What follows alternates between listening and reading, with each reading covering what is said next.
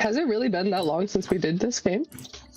It's been like a year. A while. A year. It says June. June 27th. That's at least the last time I took notes.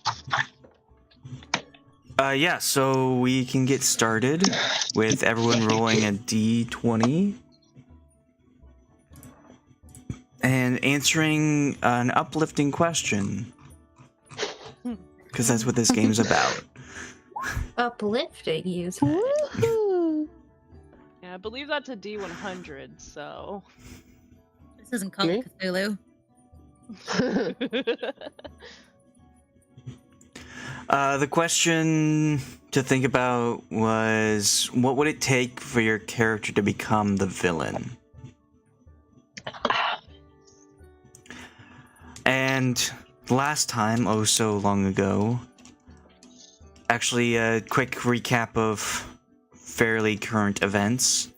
You had gone to seek out some artifact in Baldur's Gate because you had heard of something happening there, a lost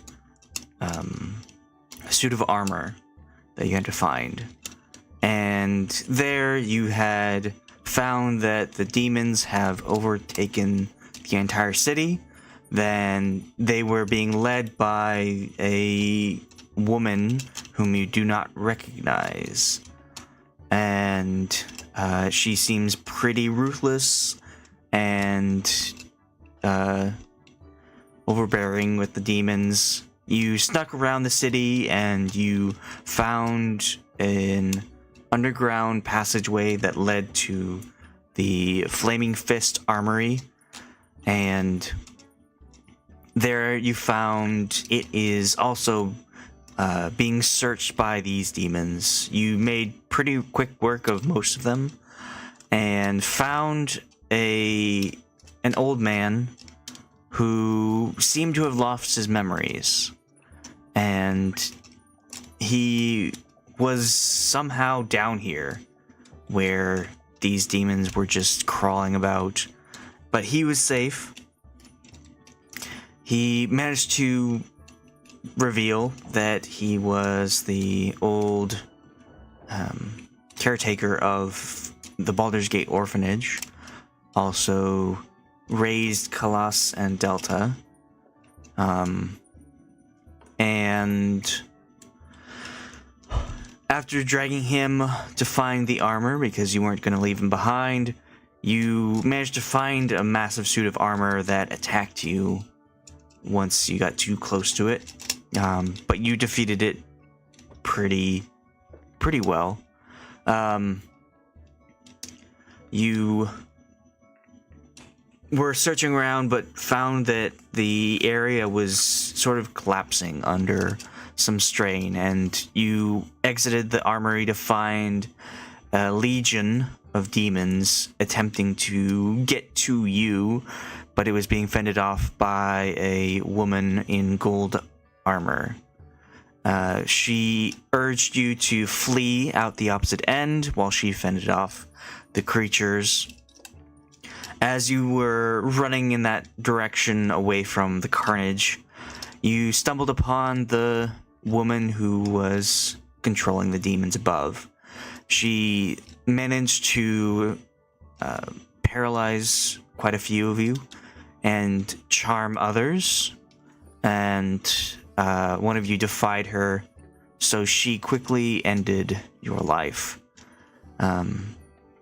And as all hope seemed lost for her gaining the strength of the gauntlets that you wore, the Lady in Gold showed up and ended that ritual, breaking the spell on all of you, managing you to escape and get away from Baldur's Gate, reviving your fallen comrade.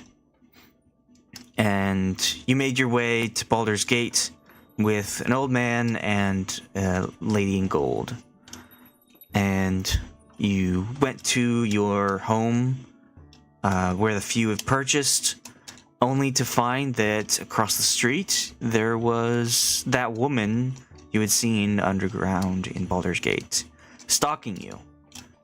and some precautions were set, boundaries were placed upon the house, and you learned a little bit more about her, but you didn't want to stick around, so you fled to Westgate, and upon arriving there, you did manage to see that woman again, but she had no recollection of your encounter before. And in Westgate, you were summoned to do a meeting between all of the Order of the Gauntlet and yourselves, and they were speaking of what to do with these artifacts, and also they had a special guest, an emissary of the Raven Queen, who urged you to spread the word that her power is failing. Not enough people are going into her realm, as a lot of the necromancy that you have seen is keeping souls from going to another realm, while also the demons themselves are pulling souls into the abyss with them. And so she is very urgent and warns of dangers if you do not complete her task. And as you were here, the god Tyr made an appearance, and he bolstered the faith of all who were there, allowing people to feel confident once more that there is hope for returning this power and ending whomever it is just wreaking havoc across Faerun. And as you had ended the meeting, you discovered that Westgate itself was under attack. You exited the meeting place, the demi-plane, to find that the Demogorgon himself, the Prince of all Demons, had somehow tore its way into the material plane from the abyss and was ready to cause as much chaos as possible in the town, in the city of Westgate.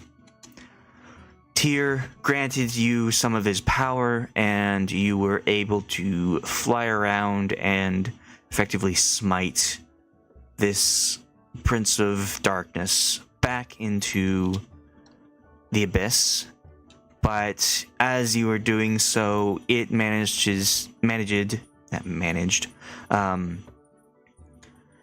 to get its maw around Tyr, pulling him into the abyss along with it as the portal closed, severing its frontal snout region. And that caused everyone with Tyr's power to fall, as the god was no longer able to grant his abilities to you. The few, with some quick thinking, managed to save either themselves or each other, and they did not fall or fell and were unharmed, essentially. And as Khalas was falling, she attempted to help out her mentor, but he granted her some last little bit of power, keeping her afloat while he plunged to the ground. And that is where we left off.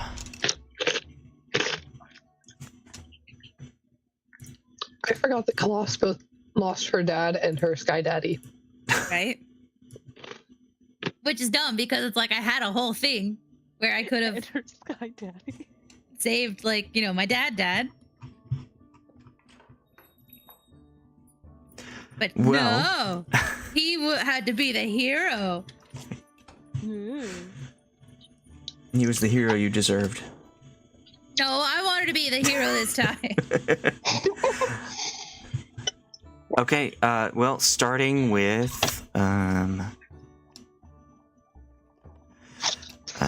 Katla, I believe. Okay. What would it take for your character to become the villain? Right now, she's very aware of the fact that she's dangerous and that, like, she could hurt someone on accident.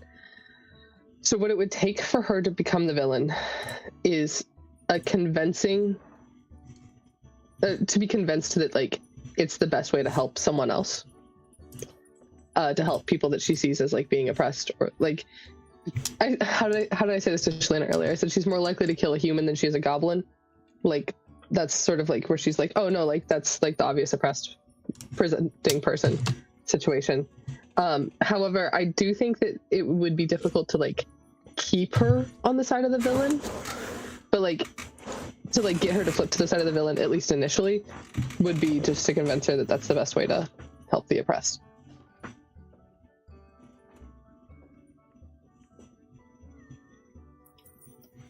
All right, Guryev.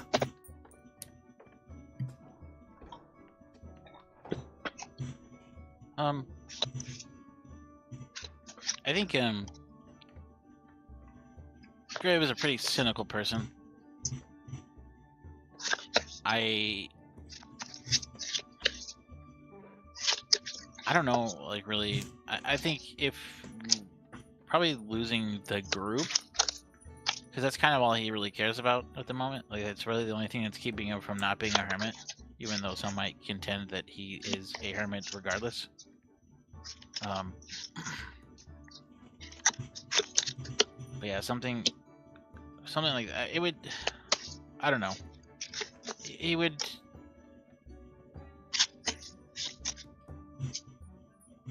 It wouldn't be like a continued thing. It would be just a retribution, revenge, on people, and that's kind of it. But for him to be, like, super evil, he just doesn't care enough.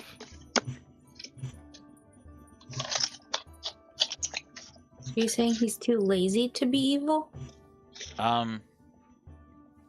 He just doesn't care about other people. There's not, like...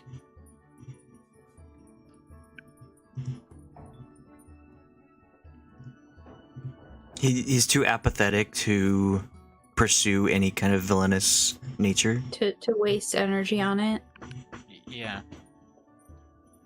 Well, then he would just, like, if he was to be a villain, he would need, like, it's not like a solo adventure. He would need some kind of support group, and he just doesn't want to deal. He wouldn't want to deal with more people. God, people. Or, like, managing people. That's just not a thing.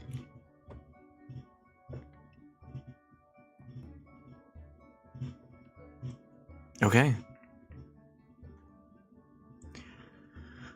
Khalas. Okay, so I think Khalas, it would have to be like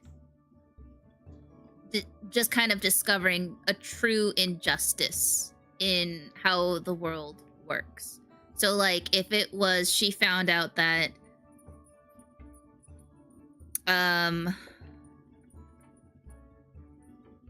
like her church, her belief was corrupt, or there was corruption in it, or she found that they were doing evil things that harmed, like, normal people, just everyday people, just a huge amount of injustice. She would do whatever she could to to stop that injustice, even if it meant her having to become, like, a warlord or a tyrant and take power.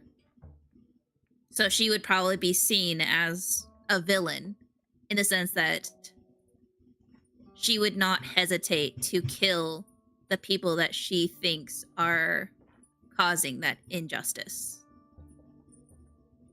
And it'd have to be, like, truly horrendous stuff kind of thing, you know? For her to kind of adopt, to become, like, that kind of villain personality. But yeah, that would most likely be it.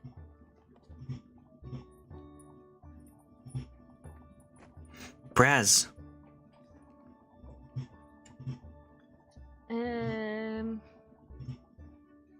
For Brasz to be a villain, like a full-on villain and not just hunt down a person, I think something would have to happen to her sister and her stepfather and Katla, basically all at the same time, like just the rest of the people that she even cares about being wiped out. And then she'd probably just burn the world down. Wow. All right. She Delta. could do it too. She could do it. I feel like Delta's is pretty similar in that, like, she at this point has already like a lot of people who are important to her. So, like the party in some tragic way, especially Khalas, since that's like the one person she's known the longest, would kind of push her over the edge a little bit. But I think for her to like truly like, for me to want to call it her being a villain, I think it would have to be like more extreme than just that. Like, it would have to be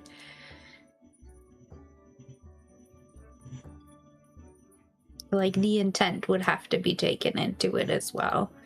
And like, I don't know, maybe if like they got betrayed by the order and so they've been helping these people for so long and now they've been turned into the bad people basically because they didn't know. I don't know.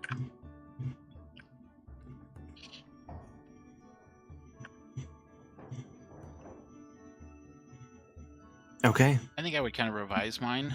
I would say like if there was some like evil group or whatever, I think the retribution would extend to like depending on the size of the group, you know, like if it was, let's say,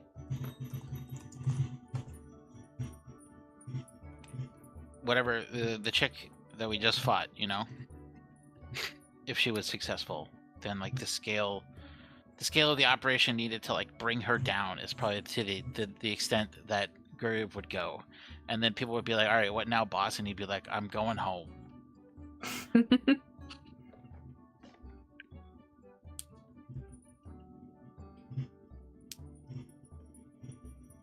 Like he would take power to stop the bad and then let the power go? I mean, yeah, it could be. I mean, it could. Yeah, I don't think it would ever.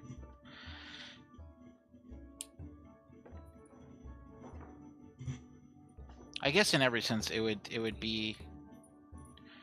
I don't know if it would be evil. It would just be retribution to. I guess to people who did bad things. Maybe, I don't know. I guess if he was already evil, he would have to already be evil and then killed by the good guy, or like have people killed by the good guys to then continue the evil to dismantle the good guy. But I don't know. I have a question for Guryev. His goddess is kind of seen as like evil. If his goddess asked for like an evil deed, like, oh, that child was revived, but they're supposed to belong to me, go take them out again, would you do it? Would Guryev do it?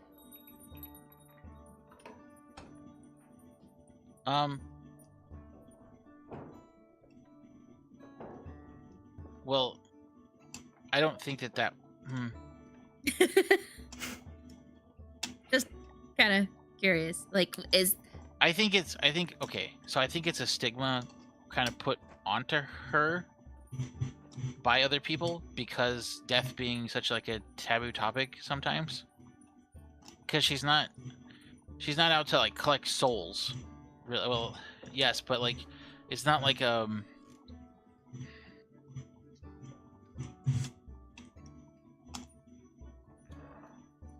death is just like a continuation, but like the death of one person is the birth of them in her fold. I would say it's like she's a relatively self-centered and constantly at war with like demons for people's souls.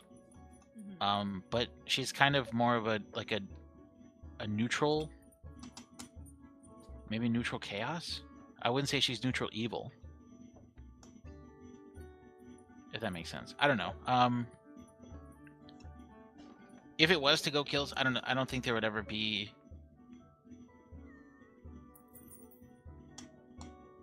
I don't know. That would be. I don't know if I can answer that. Okay, so it's not necessarily like as myself.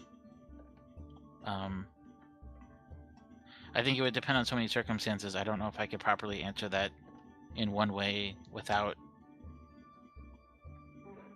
That's a classic Taylor conundrum where I'm not there, so I can't answer it. That's fair. Yeah. I guess more my point was like, would Guryev do villainous acts if his goddess asked of it? Or would Guryev like even go against his goddess as a cleric? I mean, it's kind of already, in a sense of like, he uses the power of death to keep people who shouldn't die from dying. But then to keep things that have died dead. I guess I was kind of wrong. So, she's not really chaos. She's more, I guess it's more neutral, lawful, or lawful, maybe lawful neutral is the right way to say it. Because she follows a code. She doesn't just go around killing people. They kind of have to like. It's almost like she's almost like a patron of people's soul. Well, I guess it's just a patron. I don't know if she necessarily gives super like powers or anything.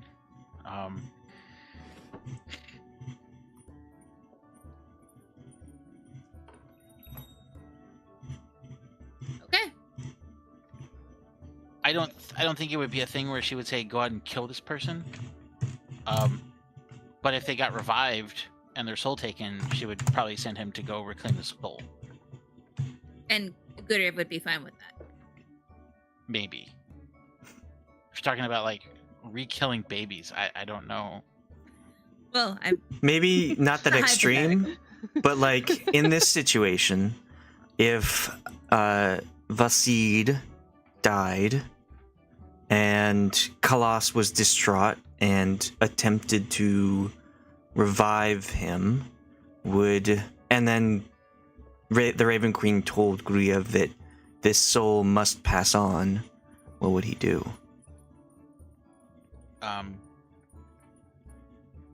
That's forces bigger than me. I'm sorry. I will not stop you. I don't want to get in between that. I will and that, fight. okay? Yeah. If Vasid had made, if Vasid's soul was owed to the Raven Queen, that's something you would have to work out with her. And if she says no, there's not like I highly doubt she would allow me to use my powers to bring him back. And I don't know if she would require me to kill people who try to.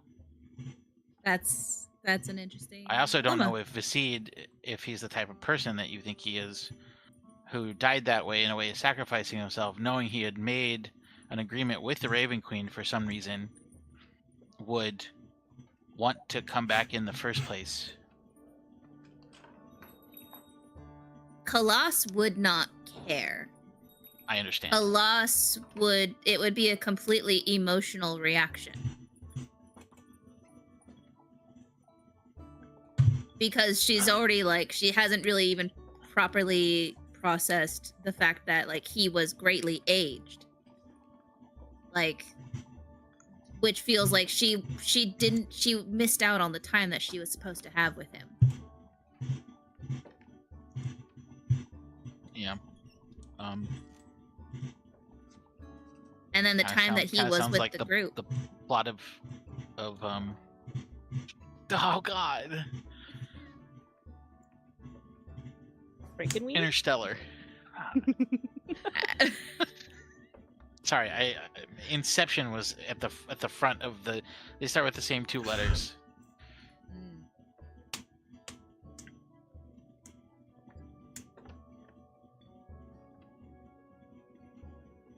Okay, well, let's find out what happens as we return to the scene where everyone is still in the air. It feels like it's a freeze frame.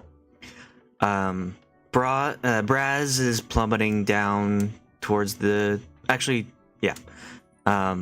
the ground, with Guryev's blessing of I forgot what it was called. The save, like if you die at a certain point, then you don't die spell. And Delta is in mist form. Guryev is floating along with Katla. Khalas is entirely focused on the person falling down in front of her. She is floating as well. And just around you is utter chaos. Where is... Okay.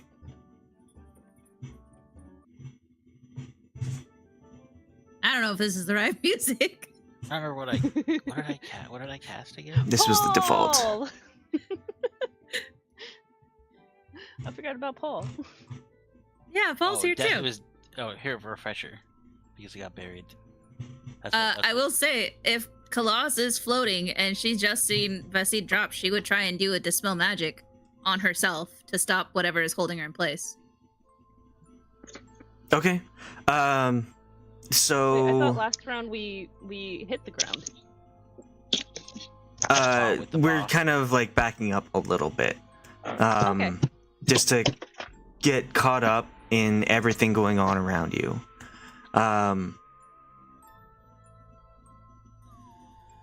This is not quite also great music. Got battle music? Nope. Okay.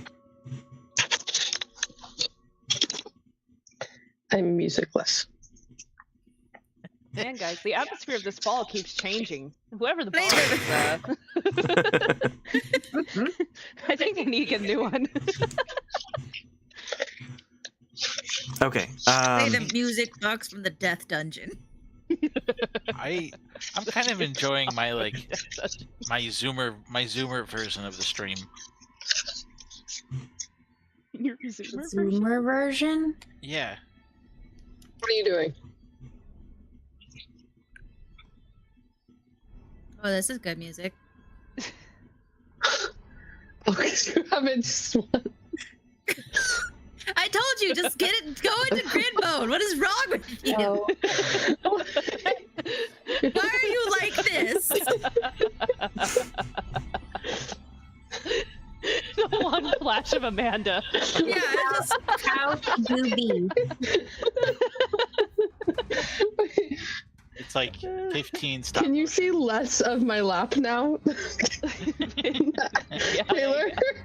Yes. Yes, now it's all tits up. Okay, I'm then okay with that. Because it looks like I'm uninterested when I'm fidgeting with cards, but I'm paying attention. No, totally. No, she's very uninterested. She was practicing her accent for a while because she was uninterested. oh right, It's accent. not going well, guys. I'm not going to be able to hold a southern accent for most of this. The accent or the cards? Gotta know when to hold 'em.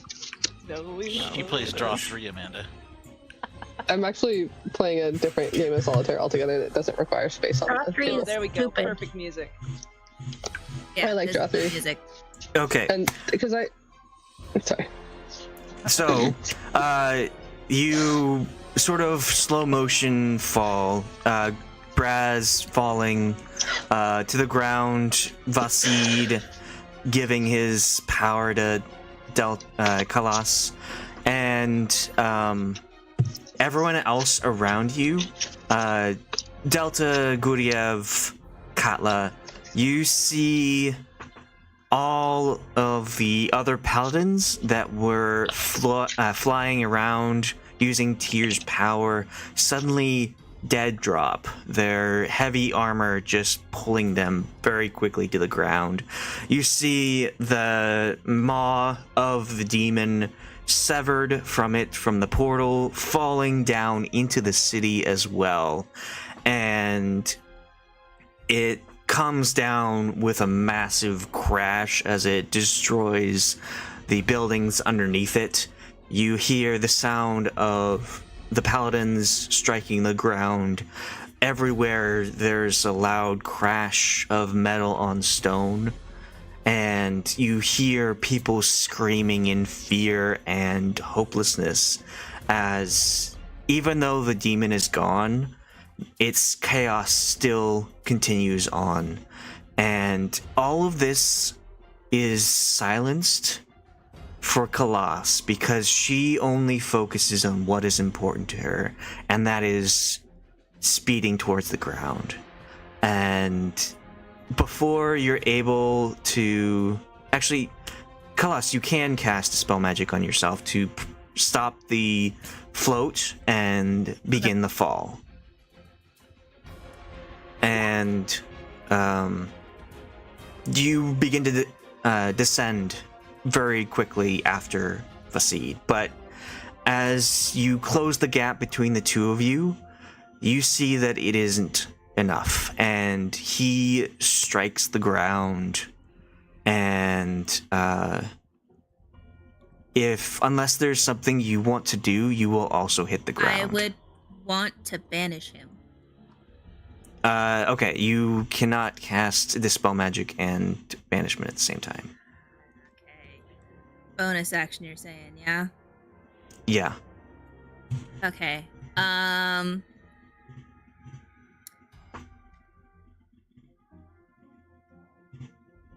have a reaction that is shielding word. Range is 30 feet. When he is hit by an attack from an attacker, you can see, or fails a strength or dexterity saving throw. When we hit the ground, is that any kind of saving throw for that? No. So this would just be straight damage. There's no attack to hit. He doesn't have AC protecting him. Then I could do Shield of Faith, which would give him an AC bonus, right? He would still strike the ground and take the damage. But it wouldn't help with how much damage he takes. No. Bummer. That's an action. Okay, yeah, there's nothing I can do. I'm just trying to speed after him. So you strike the ground next to him, or do you stop yourself from hitting the ground?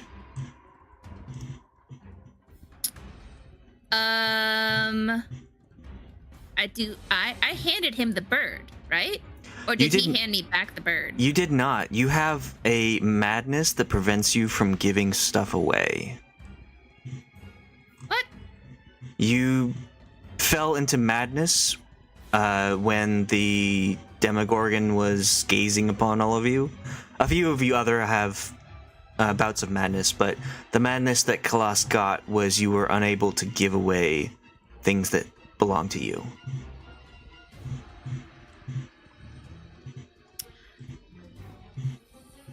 Treasuring life Mindfuck from treasuring life and wanting to keep everything.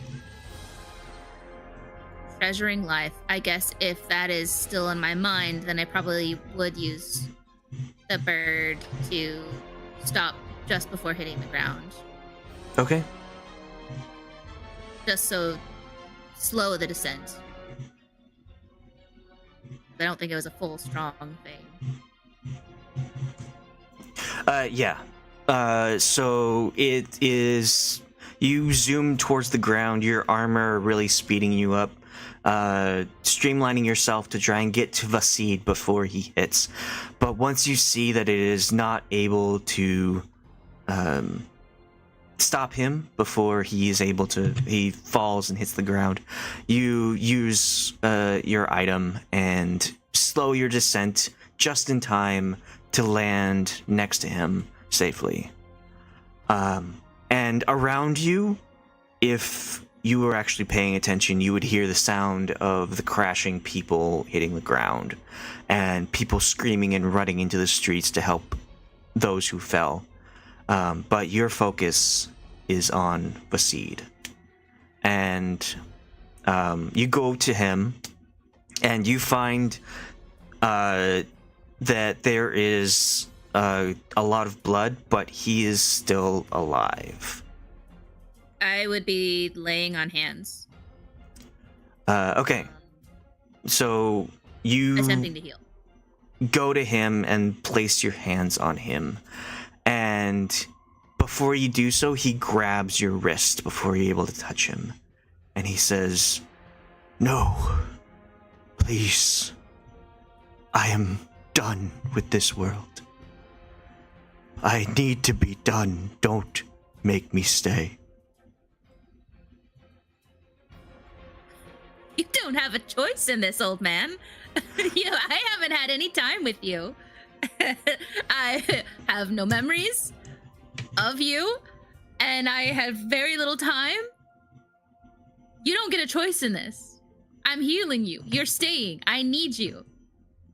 If you keep me here, I will only return to him. He controls me Who? more than you do. Well, who are you talking about? I cannot say, or it will summon him. Who? I Please. don't what? Let me go.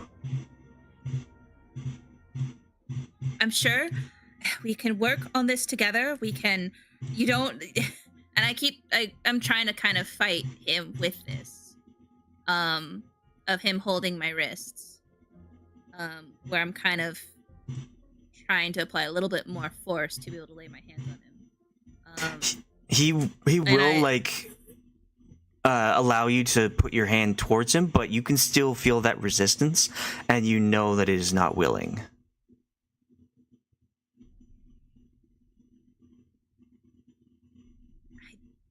We could work on this together. We have power. We have the strength in numbers. We could figure out whatever is going on with you. If you've made some kind of deal, we can break it. The deals can always be broken. You need to let I am bound to him. And you see that, like, the pool of blood is spreading quickly. If you don't cast Lay on Hands, he will fade very quickly and die. I will try and hold the blood and stop the wound. Like, apply, I don't know. Scoop the blood back into him. I don't understand why you have to go. We can break this together. You don't have to die. Please, just stay away from her. From who? She's... And as he says this, Khalas, you hear a voice behind you say, "I'm not done with you yet." And the light in Vasid's eyes fades, and his grip on your arm goes away. And I turn around to the voice that had spoken. Who is it?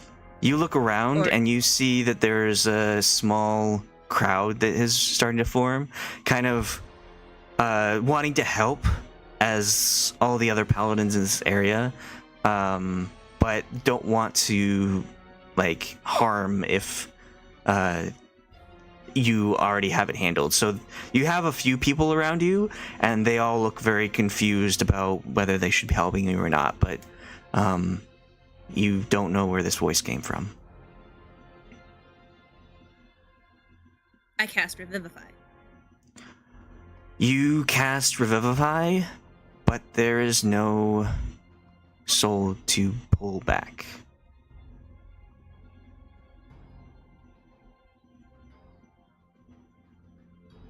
Does it burn my spell slot for that? It does not burn the slot or the materials. The spell does not go off because there's no soul to pull back. I attempt to do CPR with healing. Okay. Roll medicine. Or land hands or cure wounds. Let's He see, what did I disappears like have? Obi-Wan.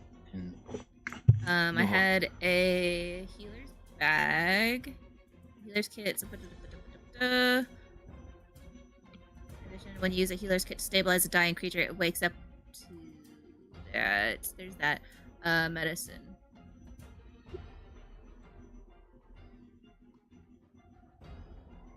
Seven. You begin non-magical means of helping bring somebody back, and you do what you can, but it feels fruitless. But regardless, you continue because you feel like you cannot lose this person.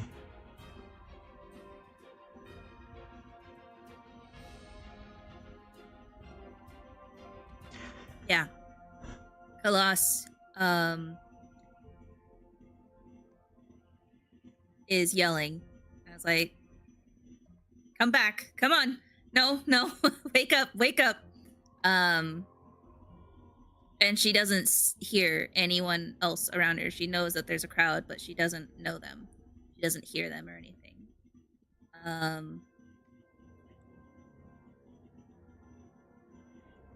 And she keeps trying to do CPR to bandage wherever the pain is, and she keeps trying to do cure wounds or revivify.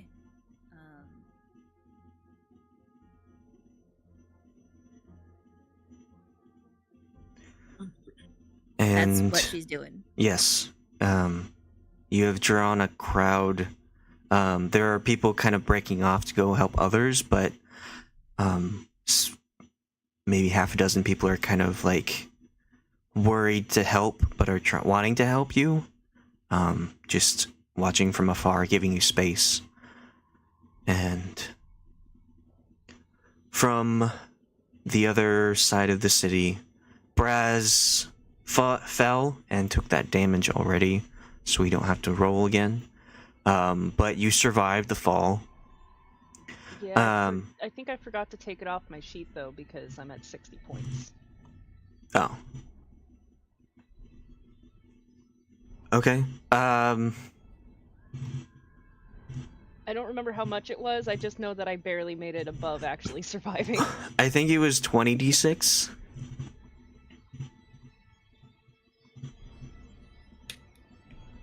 Because that's the maximum amount of damage you can take from falling. Just roll again. Sure. Okay. 20. Oh, that's just oops. Sorry. 3 points of damage. Wow. Oh my god. Okay, I guess I take it. I take it. Oh boy. Ouchies. 20d6. Okay, there we go. I'm gonna need a band-aid. Okay, so Guryev spell is being used. Okay.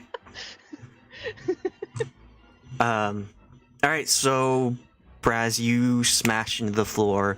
What could have been your death just suddenly pulls you back, and you are on the ground, feeling as if just the wind has been knocked out of you and then some. People in the streets running to come and help you. You find a woman comes to you and checks you over, and I want you to make a Constitution saving throw to see if you have some shell shock from this fall. Okay. I would probably say so, especially since she thinks this whole thing's an illusion. That hurt. Oh, okay. Okay. So that creature in the sky was an illusion, but the fall was real, and it felt real. You don't have shell shock, so you're able to comprehend what this person is asking you. She's asking, are you okay? Can I do you need assistance? Do you want me to help you in some way? Can you understand me? Kind of thing. Trying to get basic information to see if you need help. She's just kind of... she's not feeling great at all. So she's just gonna kind of look up and be like, yeah, help. Yeah, you see pink person there? Pink person? What do you mean? Do you need something? Can they help you? Yeah, I ain't got no healing spells, so I don't know what. Supplies. Oh man, my head hurt. Everything hurt. Oh, okay. I'm gonna find this person, whoever they are. I'm not a medic or anything, but I will find this person. And she kind of doesn't leave your side, but looks up and looks at the chaos just surrounding everyone. And then we'll go to the three of you in the sky, Delta, Guryev, and Katla, witnessing just buildings getting smashed into, people running in the streets screaming for help or fear or something like that. You see the maw of the creature that fell down out of the portal smash into one of the buildings in the center of town, and just it crumbles and black ooze spurts out of the severed snout of the creature and just covers everything within a 20-foot radius, as this mess of what's left of a demon just obliterates the center of town. Fuck. I would have followed after Khalas. As soon as she... I was going to ask earlier if we were being, suspended. Or... was it a levitation, or was it fly? Through Tyr's power, you had wings. I don't remember exactly what Katla and Guryev had as their safety nets, but I remember only Brasz and Vasid fell. Okay, I don't know if maybe I cast... I think I might have cast this. No, that's not it. Never mind. I don't remember what it was. That could have been it.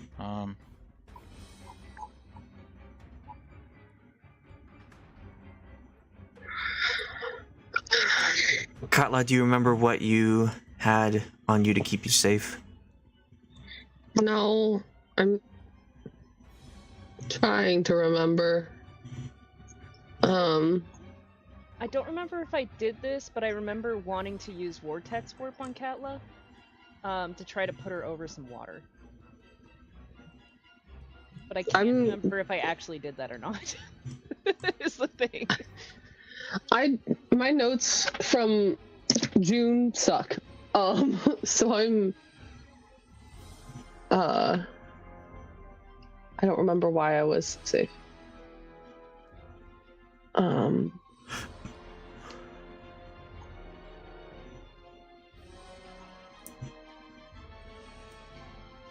You were safe. I do remember you were safe. I think everybody made it somehow. Yeah, but some people made it because of other people, if I remember correctly. Yeah.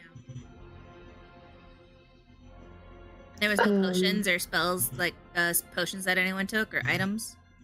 Katla could have just taken the damage because she was raging. That's what I did. I pulled up the chat log, the chat archive, and I rolled 20d6 the last time I was playing as Katla. Okay. Because you were raging, and that would have the damage you take. So I think you did smash into the ground, but you probably let's have you roll a dexterity to see if you land on your feet. Dexterity, yes. Okay, yeah. Why is advantage on? Do you want to describe how you land? Sure. Superhero. I think I would probably land Superhero. well, I was gonna say like a tuck and roll, but like a really bad tuck and roll where you kind of splail out and then like roll a little uncontrollably for a little bit and then like pushes up into like onto her knees to catch her breath. Okay, yeah. You managed to land safely, though you hear around you the smashes of people hitting the ground around you, as well as the giant destruction of the center of town from the maw.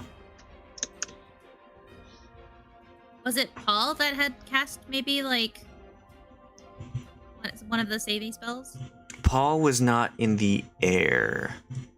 He was separated from the group, from the meeting, so he wasn't granted tears.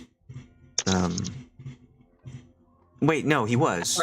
He was there. Yeah, Yeah. he was there. He was part of the fight. I don't think he was in the sky though. He didn't He go was. to the next Yeah, level. he was stayed restoring. on like a lower level. He was helping the paladins on his level, bro.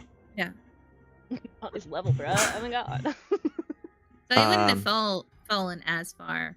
He would have cast Featherfall on himself, if, and the paladins around him, once he started falling.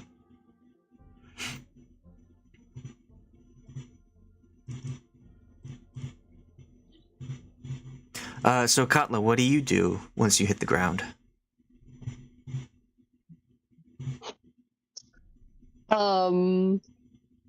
I remember how to play D&D, that's what I do.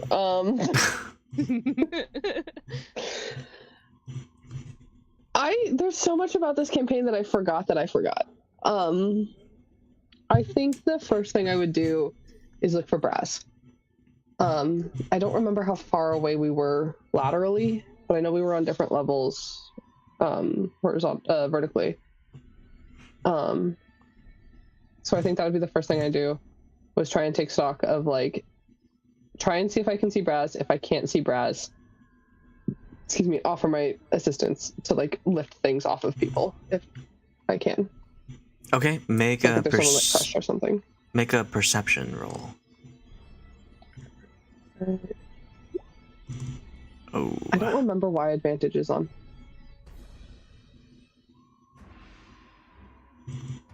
Possibly. I don't know. I can turn it back off and we'll just leave it at 8. Yeah. So Brasz is nowhere to be seen. You begin to check on the people around you that have struck the ground.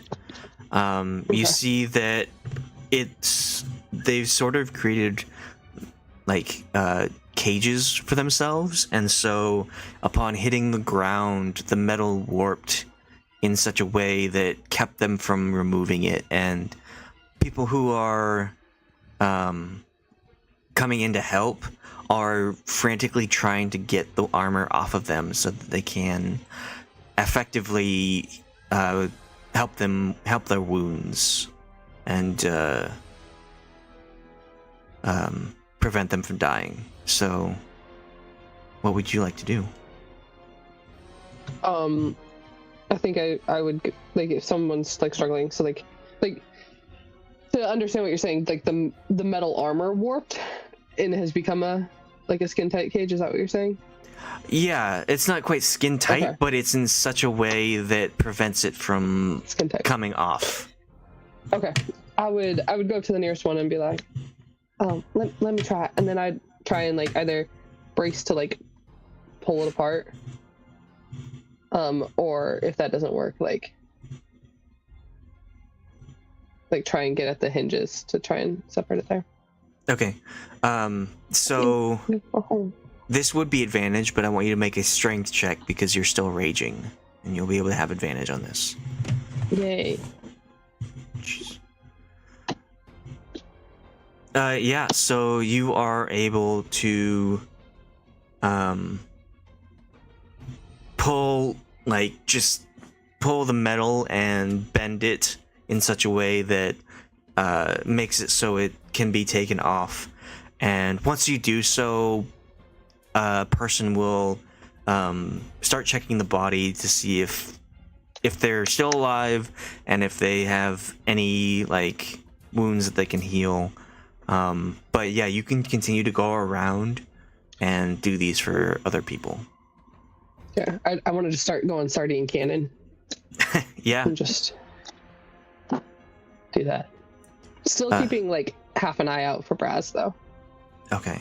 Guryev, you said that you were gonna look for Khalas. Yeah. We can roll perception to try and like scout her out.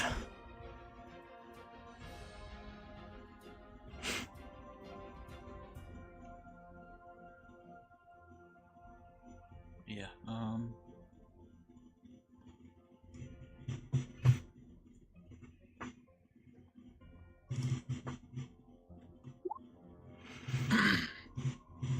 All right, so you have cast some sort of safety net on yourself to prevent yourself from falling, and in the moment where Brasz fell, you are just looking out about the entire battlefield in front of you. In the air, you see all these people falling from the sky, smashing into the ground. You see the maw as well, just like destroy the center of town, and you see off in the distance the pink-haired tiefling hover for a moment and then shoot straight down in an attempt to get to the ground faster. So you are able to pinpoint where she is and where she went. I will try to chase after her. Okay. Or at least follow her. You do so. You manage to make your way towards her and towards the ground. You find her attempting to give Vasid some sort of medical attention. It seems like she's trying to cast spells, use lay on hands, or the old-fashioned CPR to attempt to get Vasid to come back. You see Vasid is in a large pool of blood, and around Khalas has gathered a few of the townsfolk looking to try to help, but not making any move to interrupt what she's doing.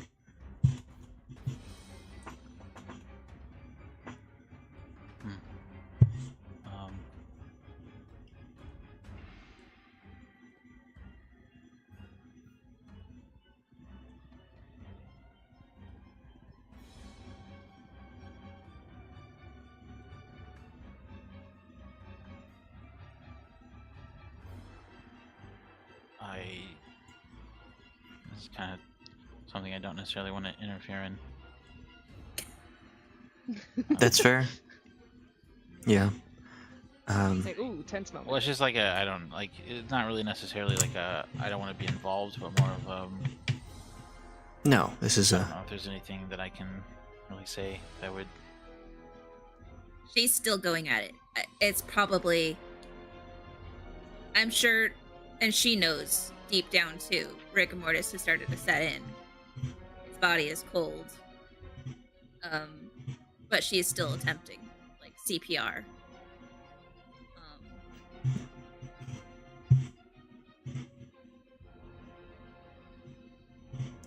Yeah. This is a tense emotional moment.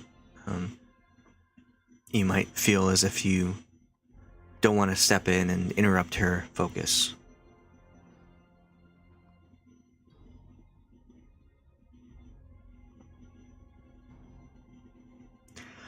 We will go to our final member, Delta. You are a misty cloud, and you see all this destruction around you. What would you like to do?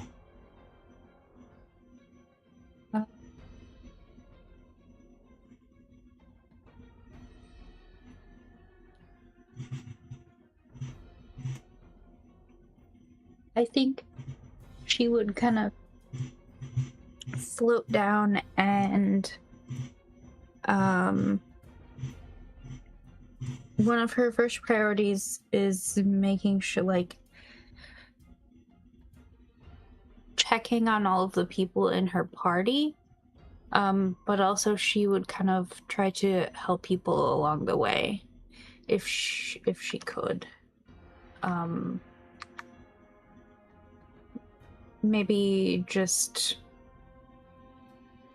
I'm assuming there's things on fire, so like putting out fires. Okay. Roll perception to get a good idea of where your allies are.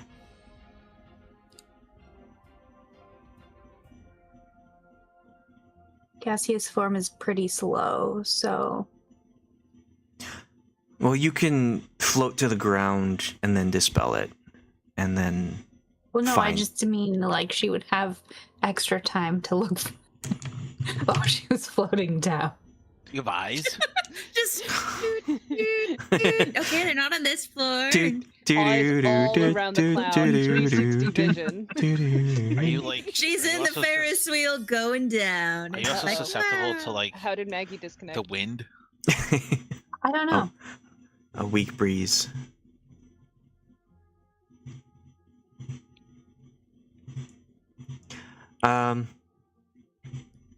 Okay. You find it hard amongst the chaos of what's going on around you to find all of your allies. But you do make it to the ground and dispel your gaseous form. You see people running all around you, trying to help those who've fallen, trying to help people get out of buildings that are crumbling, fires, like you said. And you notice that there are people of some like strength. It seems like the Westgate City Guard were not part of those who were flying, and so they were on the ground during the fight, helping citizens get to safety and helping with keeping out destruction and whatnot. And right now, those guards are also running to the fallen paladins, running to help people out of crumbling buildings, just getting people to any sort of medical facility to help out while not being able to cast severe spells. So people with some knowledge.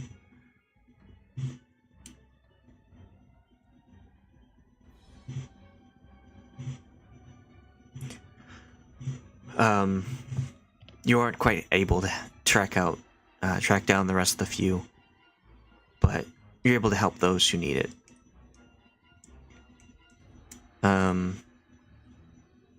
and time goes by. Actually, I will roll for Paul to see if he is able to find the rest of you as well, although his perception isn't great. We'll say that he manages to find Delta and is helping her get those to safety, get the civilians out of dangerous situations. And minutes go by, and it seems like the destruction kind of dies down a little bit now that it isn't just an absolute obliteration of the city. Things can start to calm down, reorient itself, and get back to the positive. The paladins that are taken from their armor are rushed to the medical, the hospital and whatnot. The guards try and help those who are traumatized by the situation, and the few very slowly gets back together. Paul and Delta manage to track down Katla, who is anti-sardining everyone. And the three of them slowly being able to find Brasz, who is heavily injured but alive. At this point, she would realize that she had the aid fish, so she'll just use cure wounds on herself twice. Okay, yeah. And the four of you search far and wide for Guryev and Khalas and Fasid. And it's really hard to find with everything that's going on around you. But you do manage to track down their location. And after roughly 15 minutes, what would Khalas be doing?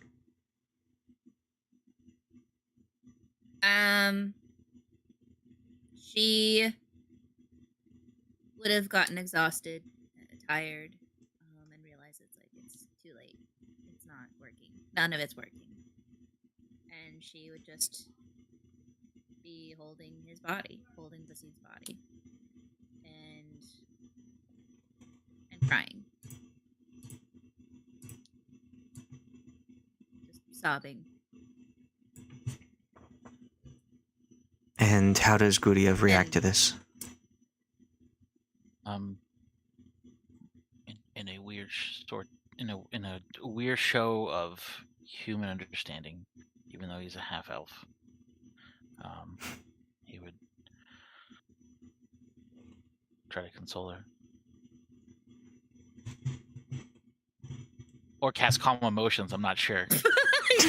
I cast silence. Stop your sobbing, woman. Cast antidepressants. Just stop feeling anything. No, I would try to console her with a hug. What would you say? I don't think there's anything that he can't say. Honestly.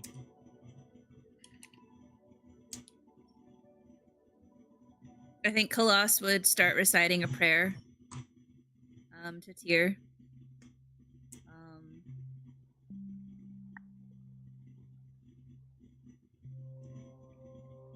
Gosh, there was one.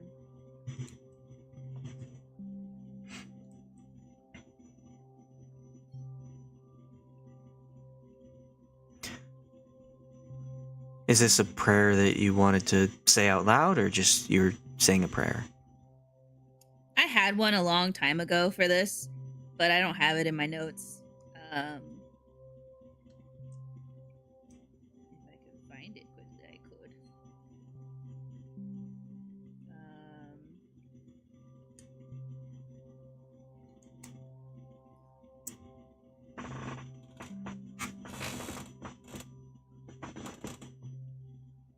she'll start with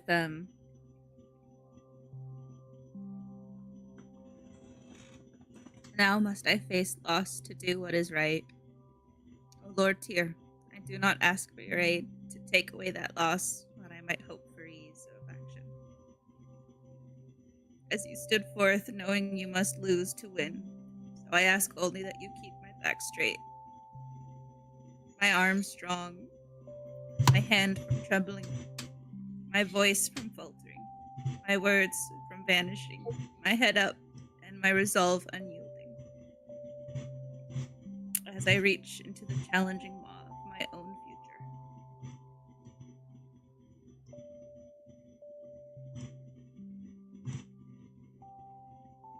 And then she'll just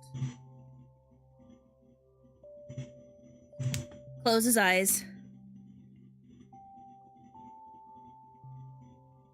and lay his body down.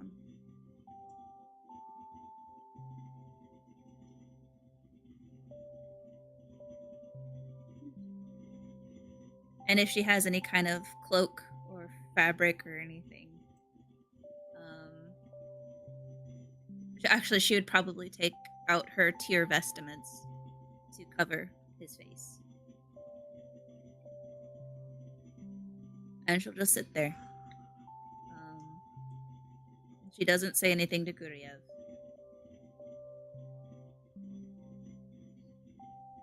And she's not sobbing so much. But she just sits there and looks at him. Looks at Basid.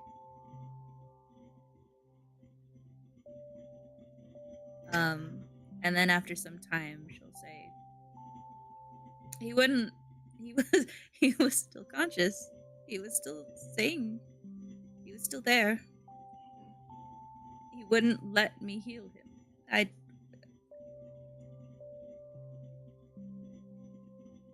don't understand. Like, he wouldn't accept it. He wasn't willing.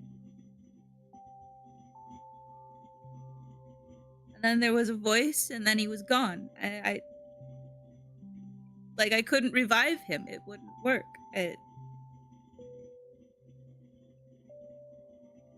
All of this money, all of these diamonds to revive life, and it doesn't work, and he's just gone, and that's not fair.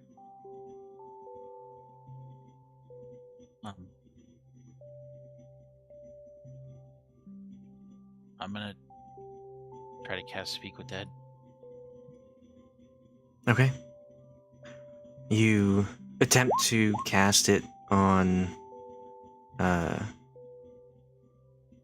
Vasid, but you find that it doesn't have any sort of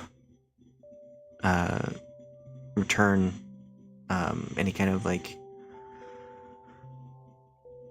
soul to have any conscious. It doesn't seem to work. The spell doesn't go off. You don't lose a spell slot.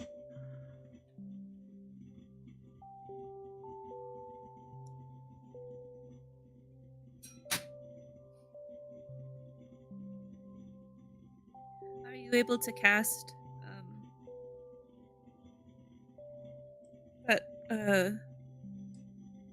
preserve the body or whatever it was? I don't remember it right now. Are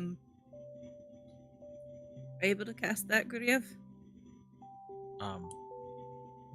You talking about the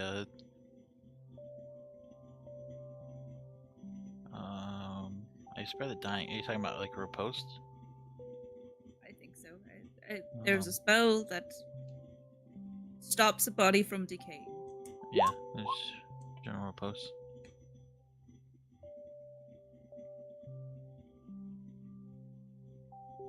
Yeah, I can cast that. Dead don't stay dead, but I don't think he would come back like how he was. And I don't think he would have wanted to be undead.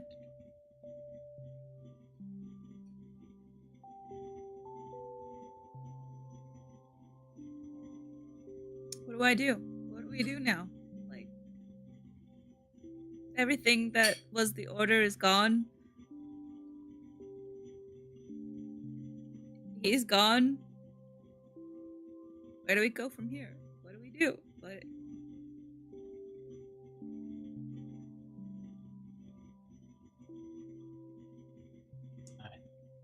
I don't know. I didn't. Doesn't sound like.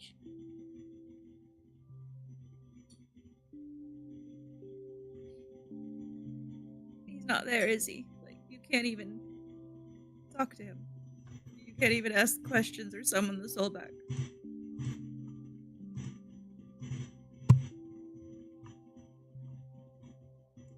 I think the only people that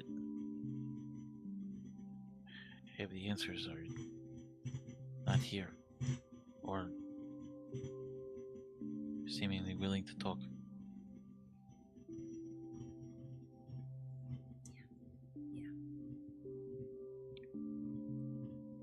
We should probably find the rest of the group. I'm pretty sure everybody else was floating in the sky, so they'll probably be slowing down, descending soon. Yeah.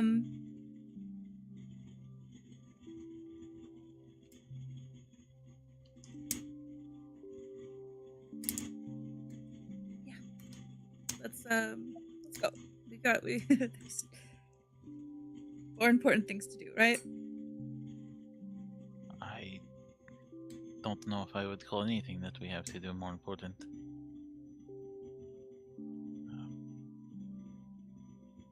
This was very important to you.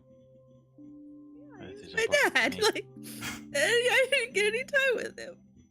And it's not fair. I agree.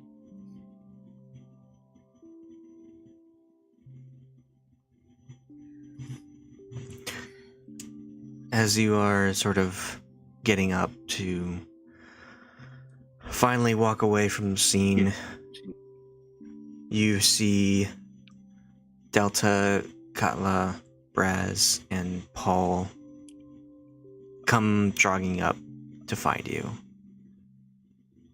The four of you see Guryev embracing Khalas and some vestments that have been cast over a body.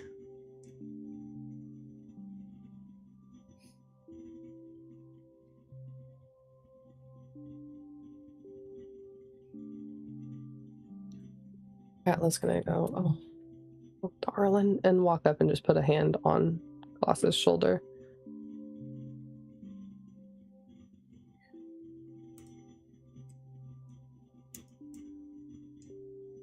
There's not much we can do now.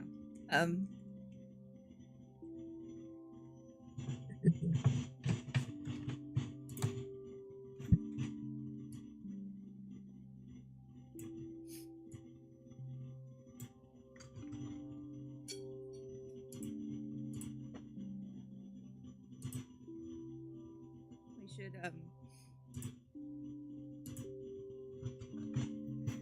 we have some time to do funeral arrangements, but there's a lot of others that are still alive, so we should focus on helping the other people.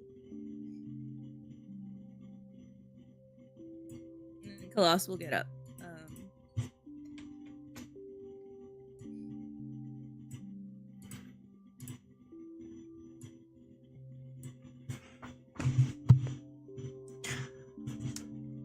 And she'll just kind of look around and actually see what all has happened and what is around her. Like, she sees everyone, but what else? You lose your focus senses, and your ears and eyes start to pick up what's going on in Westgate around you. You hear the sounds of people shouting. It's not really fearful or urgent. It's more just people trying to find each other, people trying to help. and you see people being hauled down the street in different directions, people who are injured or possibly dead, and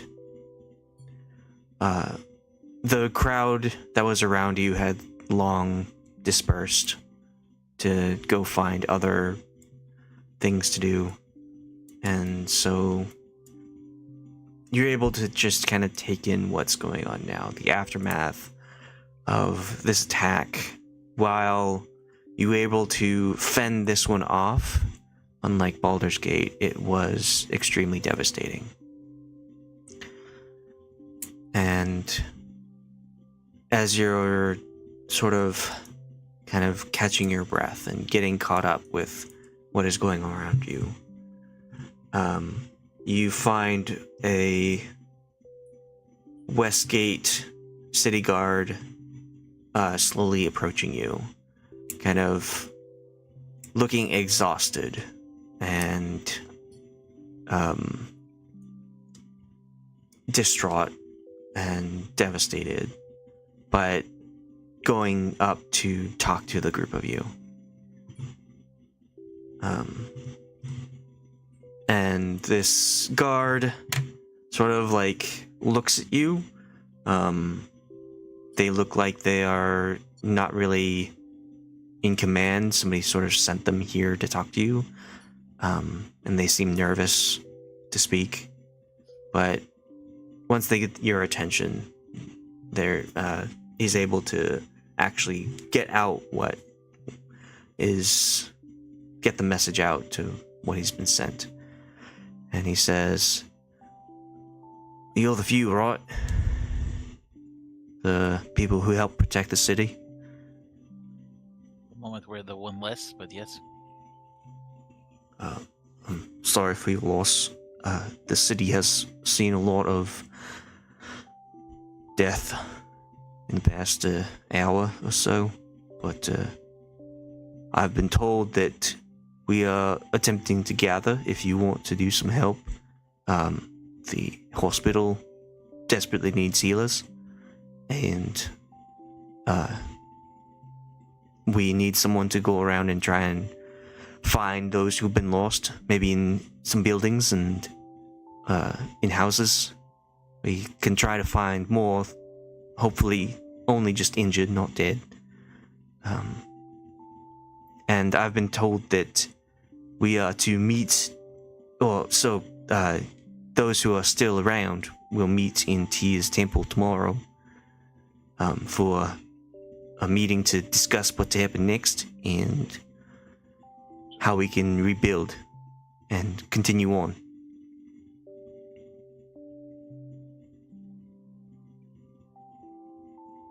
If we find dead, where are they supposed to go? Where do we take them to the crematorium, or?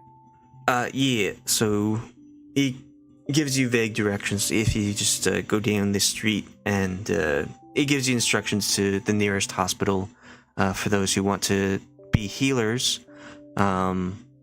He directs others to the center of town to help with the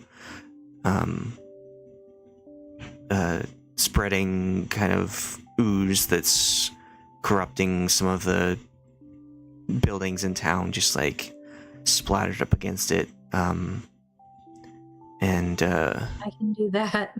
Okay. Hose the ooze down. Like my skills are uniquely suited to this task. So that's And me. it just, I guess, try and find some houses that have some destruction. If you want to help take down some brute force might help with clearing rubble from residential areas. Thank you very much. I can I'm definitely help assuming with there's that. not too much left in the way of fires since I've been putting them out.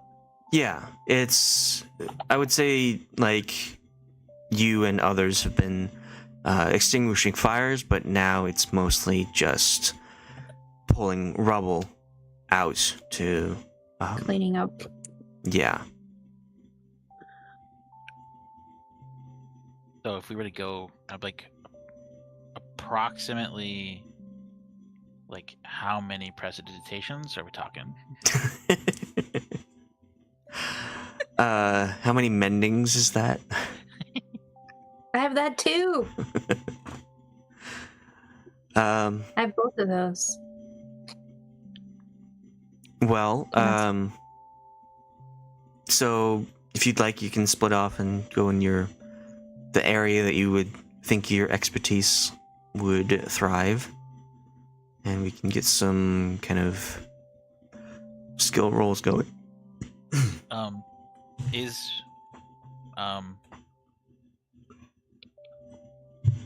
definitely not Kiwi. Is Brasz around? Yeah, all of you are in the same area. Okay. I imagine because I didn't quite tell her that I was putting Death Ward on her. That's what it was. That she probably was just really surprised that she survived. No, she thinks she's high still. Oh, Yeah, she okay. does think she's a little high. She knew that fall was real and everything, but she's like, "Oh man, I was lucky. Holy!" Good thing that slide was there. But Um, as soon as she gained consciousness, the only thing she was thinking was like, "Shit, where's the pink bitch? Like, I need to find her." Yeah. So Y'all can't see me, but I'm flipping her off right now. that's the pink bitch. Okay. Yeah. Yeah. I think it would have been even funnier if I had cast Endure. That was something you were wanting to do.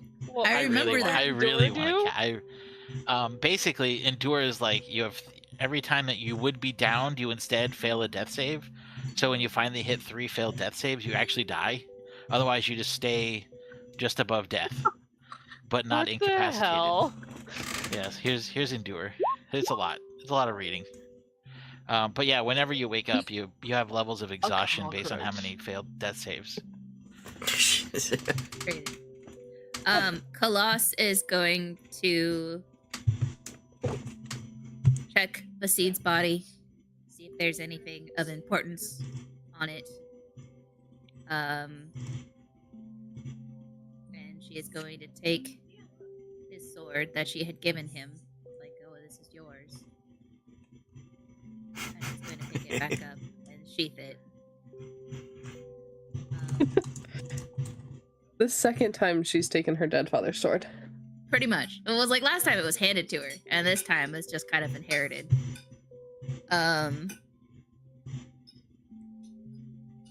And she's gonna pick up his body and like start heading to like where they're supposed to take the dead. I mean, you can put it in a bag of holding. His body?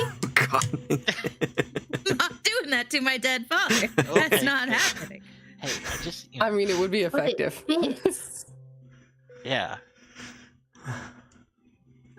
Why? And will be What? preserved. Preserved. Yeah. No air.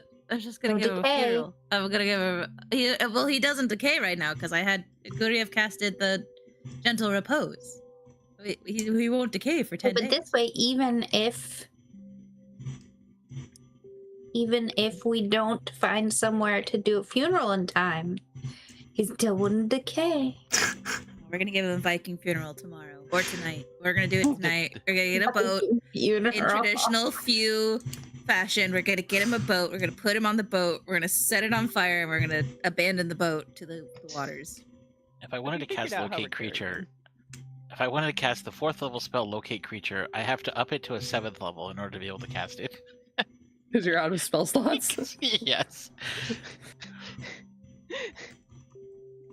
And then I Why, wouldn't be able. what creature are you trying to I don't locate even right know now? how I have spells. You guys, because I think we're separated from you guys. No, unless we we're- walked No, up. they all- My they all- hand is we all on showed up. Katla's on Colossus' Yeah, all shoulder. of us showed up. Yeah, you're all everybody showed up. together. My bad. It's good. Did Brasz Brasz is get- like still limping a little, but And- she's there. And then I'm the gonna guard showed use- up and told us to get our butts in gear. Yeah, guard was like, "You guys seem fine. Go help." Why are you please. standing around? I know you're mourning, but like, so are all of we. So Suck it up. Your dad died? Well, so many dads have died here. My dad died too. Join the club. Join the club. My dad was We're a all paladin of tear. Fatherless here. We all worship Fatherless tears. behavior. We're gonna be shedding tears. So then to help Brasz, I'm gonna cast backhanded forefinger. Handed 4 fingers. Are you gonna slap her? No. Here she Hold was the being dead. so nice to you, teaching you how to speak Goblin. Tears of the kingdom. Fatherless behavior. What the fuck? No, I'm gonna cast Well, actually, I really don't have. I just have the staff. You guys always complain about me being OP. I literally. You have I literally. What? I have healing what? staff, and you have Yeah, I a have chalice I that have this, you put one potion in, and it like maxifies or something. Maxify? No. It I don't is- remember what it does. Okay, the chalice. You pour the healing potion in the chalice, and you get the guaranteed 100% of the potion. However, you have to take sips proportional to the amount of healing you want. Okay. You're like, okay, I need 12% healing points. However, I think she's at 1 hit point out of Oh no, I healed up to 18. barely legal. 18 of 96. So she's alive. What was your falling damage? Where's that roll? 72, and I was at 60. Okay, so at least I didn't waste a spell slot. You did not. I feel better. You rolled a lot of 1s and a lot of 6s. I did. If I knew where to look for my other rolls, I probably would have gotten out of that with like 2 hit points, but you know. How many did you get this last Tomato, time? tomato. You got 72? Yeah. 70. In the chat logs, you had 71. So, Oh yeah, no, then yes, the spell slot saved me both times. Where do you see that? if you scroll all the way to the top and it says go to archive, Nope. get good, I guess, dude. No, I mean I know it's there. I just Oh, I see view all chat entries for this game. Yeah, That's that what we thing. talked about. it takes Yeah. forever to load and occasionally freezes my browser, so I avoid Okay. it because this game has been going on for 6 fucking years. 6? I'm pretty I think sure it's we been started longer. in 2017. Yeah. I Whatever. think when Nope. Brasz also found Katla, 9, or we found each other, Brasz 8. probably slapped Katla with the fish. Okay. I don't- Well, you slapped me with a fish? I have a fish of healing. Was it really 2017, Fish not of 2016? healing? It's just a wooden fish she carved and put 4 healing slots of kill wounds on. Kill wounds? Kill wounds, yes. Crucially, Kill those wounds. does That's what Katla she- know that's that what she you're... calls her knife. Does Katla know that this is a healing fish that you're trying to slap her with? Yeah, no, she showed you all of the fish after she made it. She was Then very she's proud of dodging the fish. hit because she's fine. Save your fish slaps. For somebody who I needs saw it. you fall from the sky. Take your fish slap. What is this, Monty? Okay, genuinely though, I don't know how many hit points I have because it's fucking blank for some reason. Call you a Oh. bastard. You bastard. So I wouldn't know how to like add in however many that hit Just gives me. tell Khalas that you need full healing. I can't heal. Hey, I know you're going through something right now, but Heals, please. We don't have bless anymore, right? No. I think that is No. long expired. Yeah, We have Colossal Aura at the moment, though. You do have Mhm. Colossora. we do have Colossora. why do I have an asterisk next to strength? Is that the bless?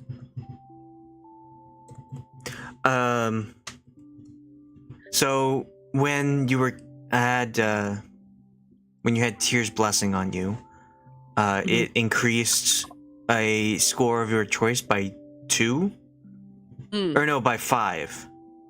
Mm-hmm. And then when it went away, you retained 2 instead of 5. So you have a +2 to an ability of your choice, but you cannot go above 20. Yeah. Oh wait, no.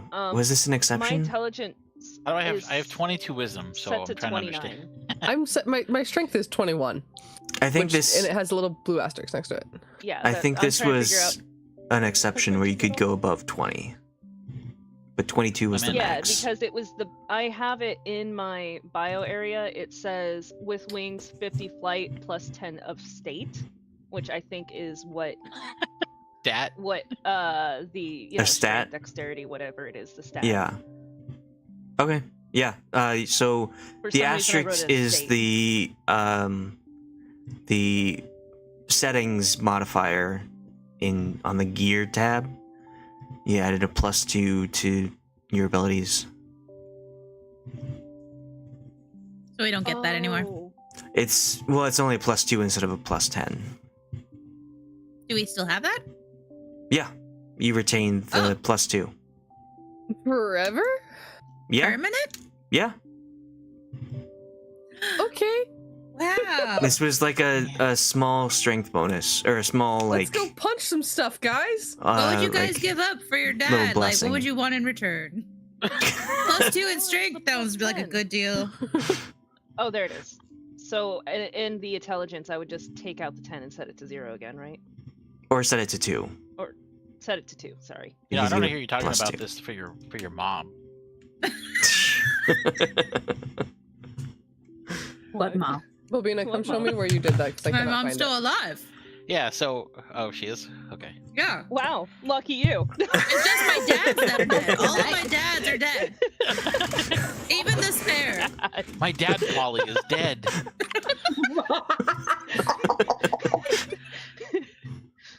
Is Paul not our dad now? It Paul's may our have been your, babysitter. he may have been your Okay. father, but he wasn't your daddy. Okay, daddy. Okay, thanks. What's his name? Oh my god, what's his name? Paul? No, the Guardians of the Galaxy dad. Oh. Oh. Yondu? Michael Rourke. Yondu. Yondu. The blue guy? Yeah. Yeah. Yeah. Yeah. Oh, Mary Poppins, y'all. Mary Like Mary Poppins cool. Is she cool? Yeah. The coolest. Or bad? I can't remember. Yeah. Okay. All right. So do you separate into your own speciality, or do you I'm gonna go look for people.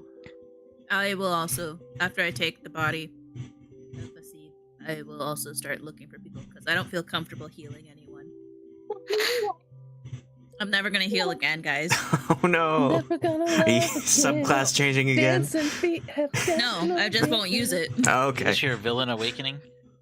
No, this is Colossus. Like, what's the point?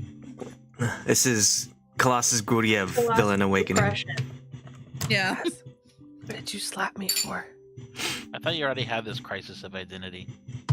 She's had many. That's kind of her character. That's her whole shtick. Yeah, that She is doesn't know the who she basis is. Like, of what she is. Just like my thing, yo. And she's a teenager right now too. yeah, it's even worse. Oh, yeah. If you'd like a second mom, I I could forgot about introduce that. you to the Raven Queen. I don't want your god. I don't want. Since She's always- your Hey, she's Sky always Daddy there is for me. MIA right now. Yeah. Is she? she's always- Is she always there?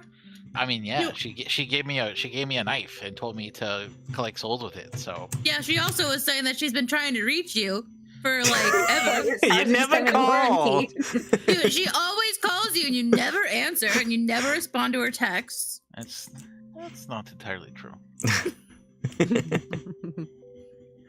You're never Mostly true. around anymore. All right, so Khalas, you managed to find a spot. They're kind of like trying to do it in a respectful but also efficient way. So they are taking a cart around and laying the bodies on. But they're not like piling them on. You're dead. Yeah, it's not like they're throwing bodies onto like a car. They're kind of laying it out until you can't fit any more in a line because it's disrespectful to just like throw them in a pile. Yeah. So they're like trying to get things moving, get things going, get things rebuilt. You manage to find a cart that goes by with a slot, and you're able to gently put Vasid in his space on the cart, and you watch it go down the road as they continue to look for others. I want to make sure that you're not doing anything to the body, but I'm able to hold funeral rites for my father. You're not just gonna go destroy the body, right? To the cart person. We're collecting bodies for now, and once we get them all in one place, we'll have people come by and identify those who are theirs. If you want to come around... Thank you, Mr. Kennedy. No problem. I hope to help these people in their time of need. Yeah, right. Vote for me for future mayor, because the mayor's dead. Okay. Accept your vote. I want to help those who need them most. Ira's the captain now. Look at me. I am your captain now. Oh man. I'm gonna go Great. home. Okay. You are home. You are home. Welcome home. You did it. Welcome home. Now I will. Trapped here. That sounds good to me. Great. I will go into the street and just kind of look for people to help. Maybe I'll try and find Katla to help assist her, so we can lift strong things. We can lift things together. Okay. We're both strong. Yeah, so Two those who are best helping friends that- clean up anyway. debris can roll athletics to try and, like, get things going. Can I use my crawly turret and my eldritch cannon to try to, like, help with moving the bodies? Blast them? No, I'm not gonna blast them. I mean, use them like a cart, put you know? them on. Okay. Yeah. Yeah. You're also itty. You can call into the little bitty spaces to see if it's worth moving the big rumble. Put it in the space. You want Brasz to get crushed? Nah, Brasz could do that too. But she's pulling out her eldritch cannon or crawly turret and kind of like setting them next to each other. So like, if there's bodies to pull, she'll put them. She'll tie them to a cart or something to help people, so that it's not like all the muscle is going towards that. You know. Okay. Roll survival, and Katla roll athletics.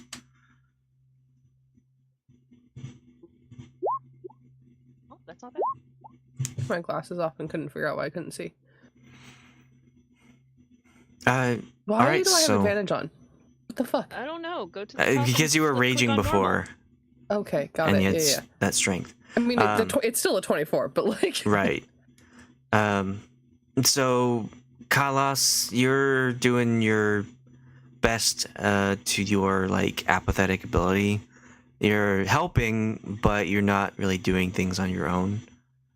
And it's kind of difficult to keep going, but when you're surrounded by Brasz and Katla, you do manage to get some things done. Katla, you are just, like, moving bricks like no other.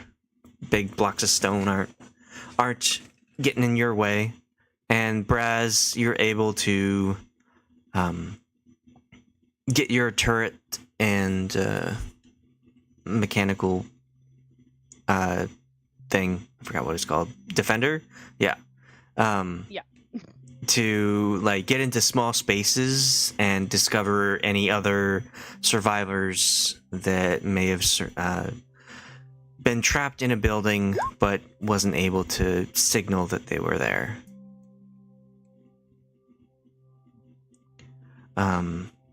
What are Guryev and Delta doing?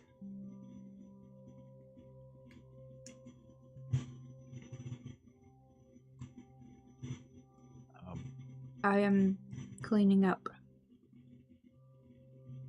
Okay. Putting out fires if there's still fires. Washing off the goo stuff, etc. And Guryev? I really don't have a whole lot. Paul is going to go man. to the hospital and do what he can with healing, casting healing spells, and helping with like bandages, and he doesn't really care about the sight of blood, so he's just going to be in the thick of it with all that. Okay. I guess what I can do. What's an AOE healing spell that like? Is there any that has like everyone within the vicinity with a small amount of healing or whatever? There's prayer of healing. I can do that. Well, I can't do that, but I can elevate somebody's ability to do that. So Okay. we get a bunch of people who are injured in the same space, so I can cast Beacon of Hope, where any number of creatures within 30 feet around me get 100% of any possible healing. Well, there are no paladins left in the city because they were all assisting Tyr. They do still have some clerics and druids that are able to heal up those who need it most. And so you find your way to one of the hospitals, and you're able to cast Beacon of Hope and maximize the amount of healing that each individual gets. So it is a huge help. Okay. And Paul can go in and just help with like tourniquets and surgery and whatever it takes to get these people going, even if he doesn't use magic. And we will go to Delta. Yep. Delta, you go to the center of town. You find a number of other like magic users. Seems like the city guard have kind of sectioned this part off from any civilians, keeping everyone as far away as they can. Those who don't have any like magical abilities, they're trying to keep away from this. And as you approach this just leftover demon face, you see that the ooze is kind of spreading. And as it does so, it sort of turns the stone around it like a pale gray. And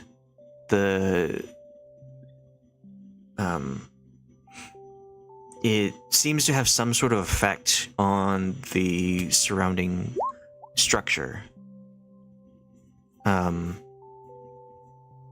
And you approach and you see a number of people are already there trying to like contain it, casting spells to push this ooze back and get it off of this stone, trying to get the maw in place and like get it to a spot where they can remove it from the town. But when people get too close, they kind of like have this weird episode where they start to see things that aren't there, and they start to freak out, and they are immediately rushed away from the scene. And so a lot of people are keeping their distance as well.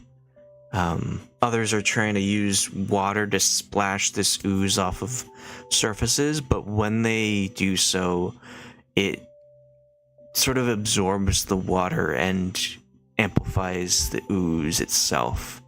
So it mixes and then turns the water that they create into this strange ooze.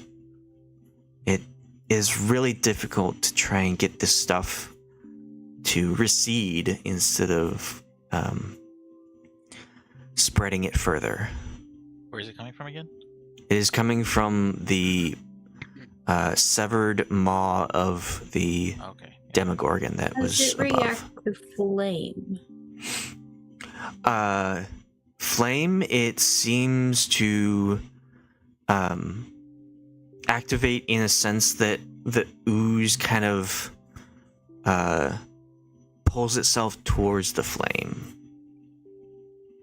Like you light a fire near it and the ooze seems to like pull up towards it and try and like touch the tongue, the flame tongues.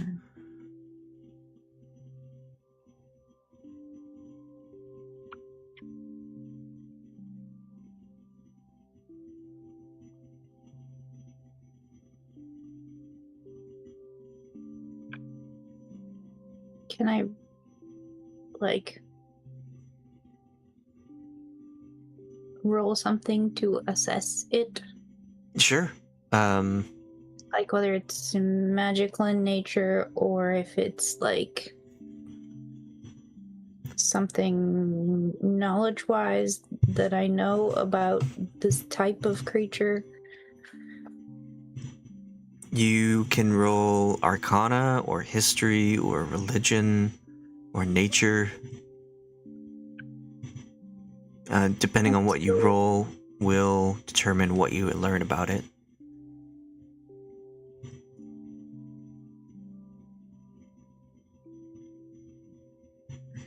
Let's go with Arcana.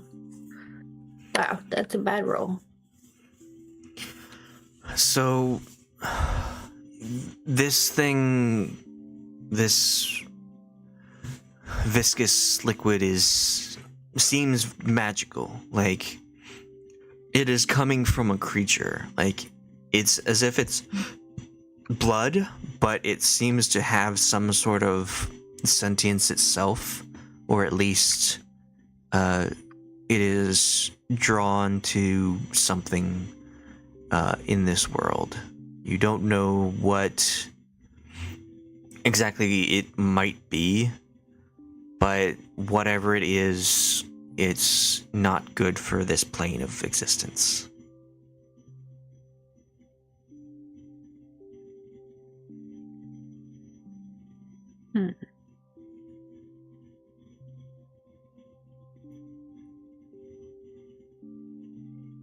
So we need to take it to a different plane.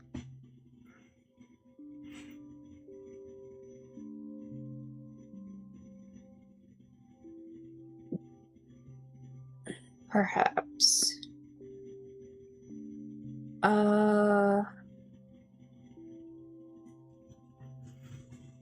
Did we have... Sorry, let me look at something really quick.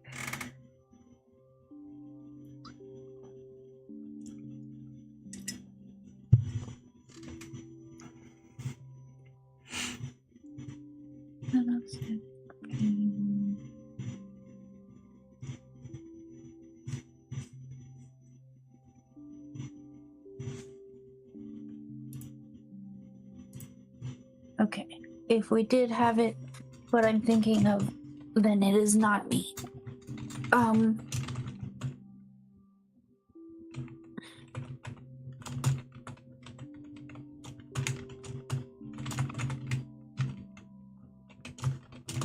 Can I try? So it kind of, you said it kind of soaks up the water and spreads, right? Can I try shape water on it? Does that do anything? Yeah, you can attempt to shape this stuff. And you find that once water gets close to it or touches it to like clean it off, it stops being water. and becomes this ooze, whatever it is. Right, and it was reaching for the fire too. Yes. So I guess I will tell them to stop using water on it and to not use fire. But the shape water doesn't do anything to it? You find that it is no longer water, so you can't affect it. Makes sense.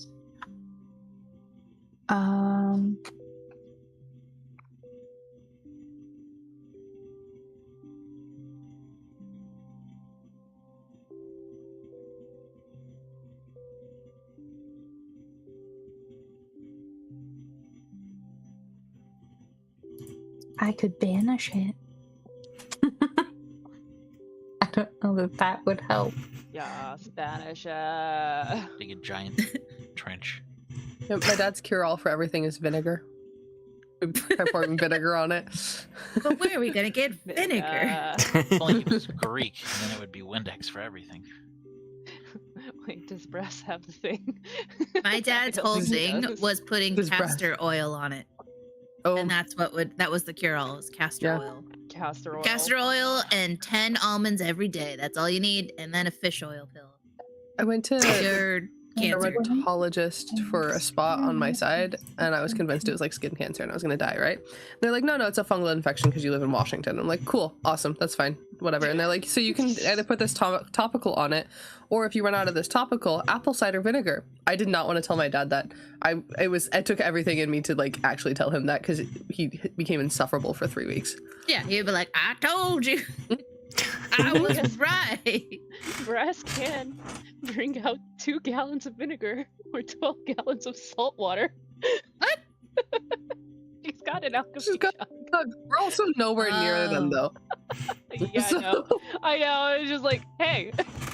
You're offering vinegar to drink. What if For I some press reason, I feel like somebody vegetation? needs some vinegar. What are you attempting to change it to?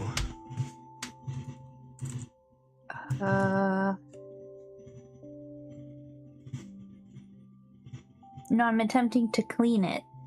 Oh, I see.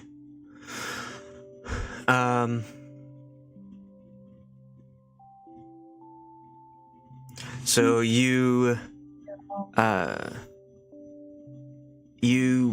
clean away the amount that you have, like it just like It's 1 cubic foot. right. But it's 2-dimensional, so you're able to get like just a square foot. And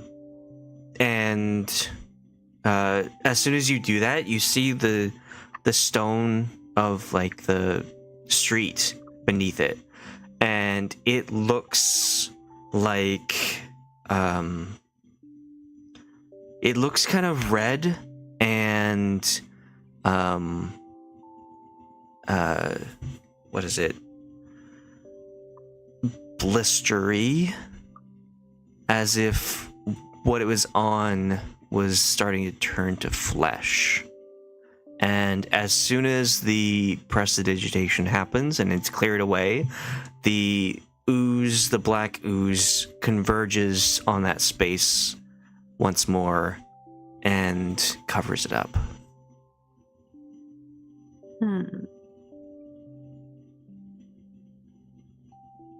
No, thank you, Alex. What is this Akira shit we're dealing with right now? No, thank you.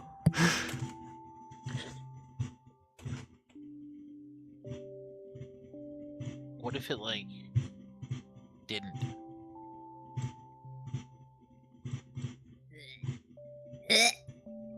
Gross. It's yucky.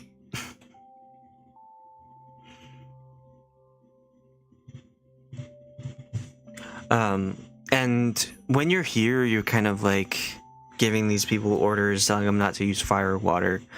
And once they stop using like certain spells and kind of like wait to see what happens, the ooze just doesn't spread. It was only after people started like interacting with it did it start to move away from ground zero?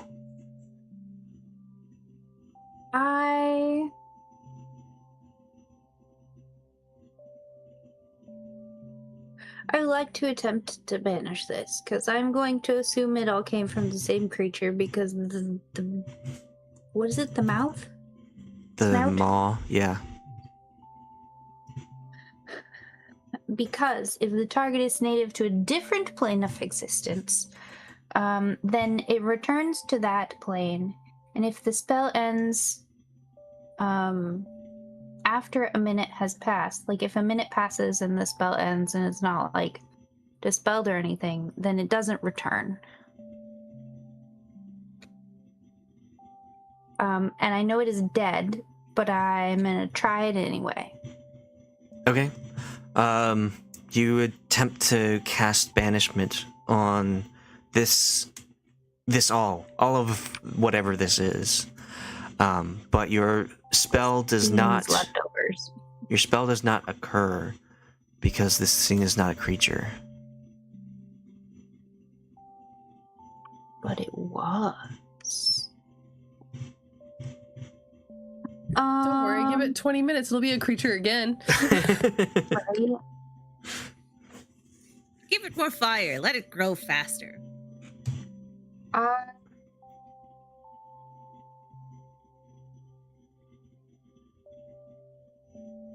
It's reacting to the stone, but is it reacting to the air? It doesn't seem to be reacting to the air.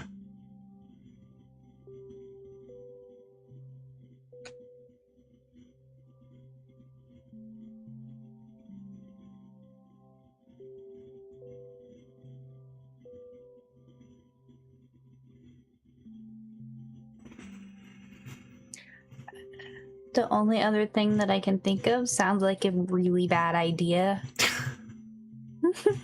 So I'm gonna stop there and talk to the powers that be and see if we can get someone that can I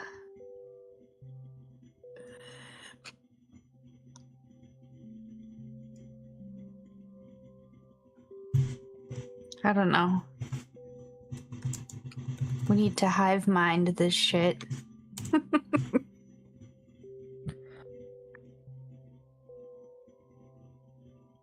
What happens if you But stab it? definitely don't let anyone put more water on it. What happens if you stab the fleshy part?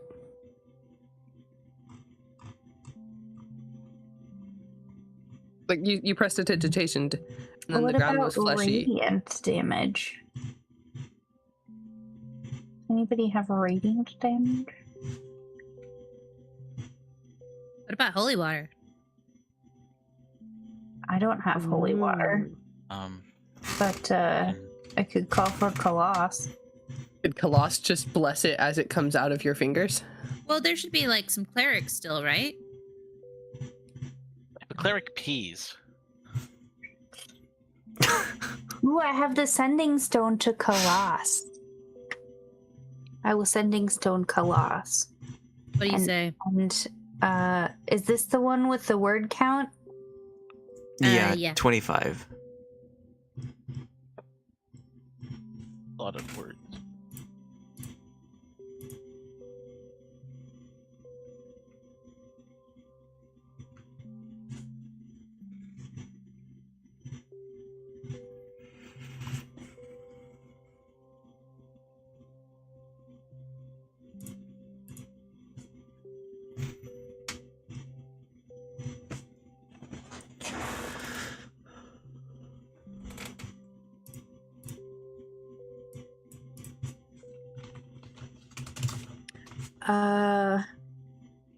Need assistance. Magical or maybe demonic ooze likes fire and water. Holy water? Send to another plane? Okay. Uh, Khalas will respond with. I will use the last couple words to give some vague instructions as to my location. Okay, perfect.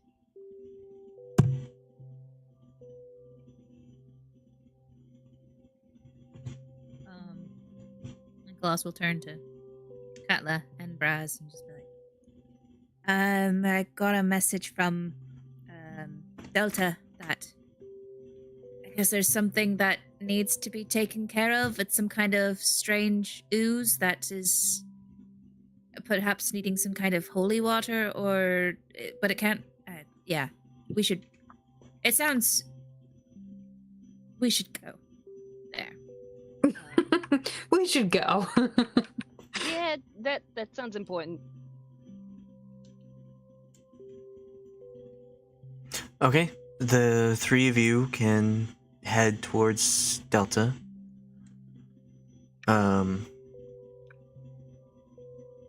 And you make your way there. You find that there is an area that is barricaded off from the normal public. You see a few other spellcasters here, kind of like taking assess of the situation, but not doing anything drastic. It seems like Delta has been keeping command of the situation. And you see that there is this, like, two halves of the last demon's, like, mouth, just absolutely crushed on top of a building. And there is this black ooze that is seeping from itself, from the maw, and onto the building and into the streets. But the ooze doesn't seem to be spreading anywhere. It just seems to be sitting in one spot. It looks like just a huge mess.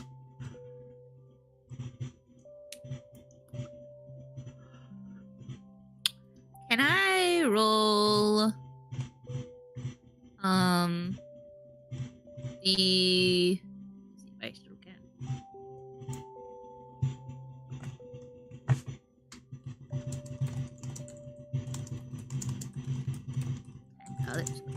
That is oh, Mind Palace. I want to roll Mind Palace to see if I know what this is. Roll Mind Palace. What does that do again? What is that? You're able to recall something specific about a historical thing. Yes. Basically, the way a Mind Palace works is you build Oh. a palace, and then you give a room in the palace a very unique thing, like a purple velvet door with like weird knobs or eyes on it. And then on the inside of it, that door is connected to a thought. So basically, you assign something you want to remember with a specific event.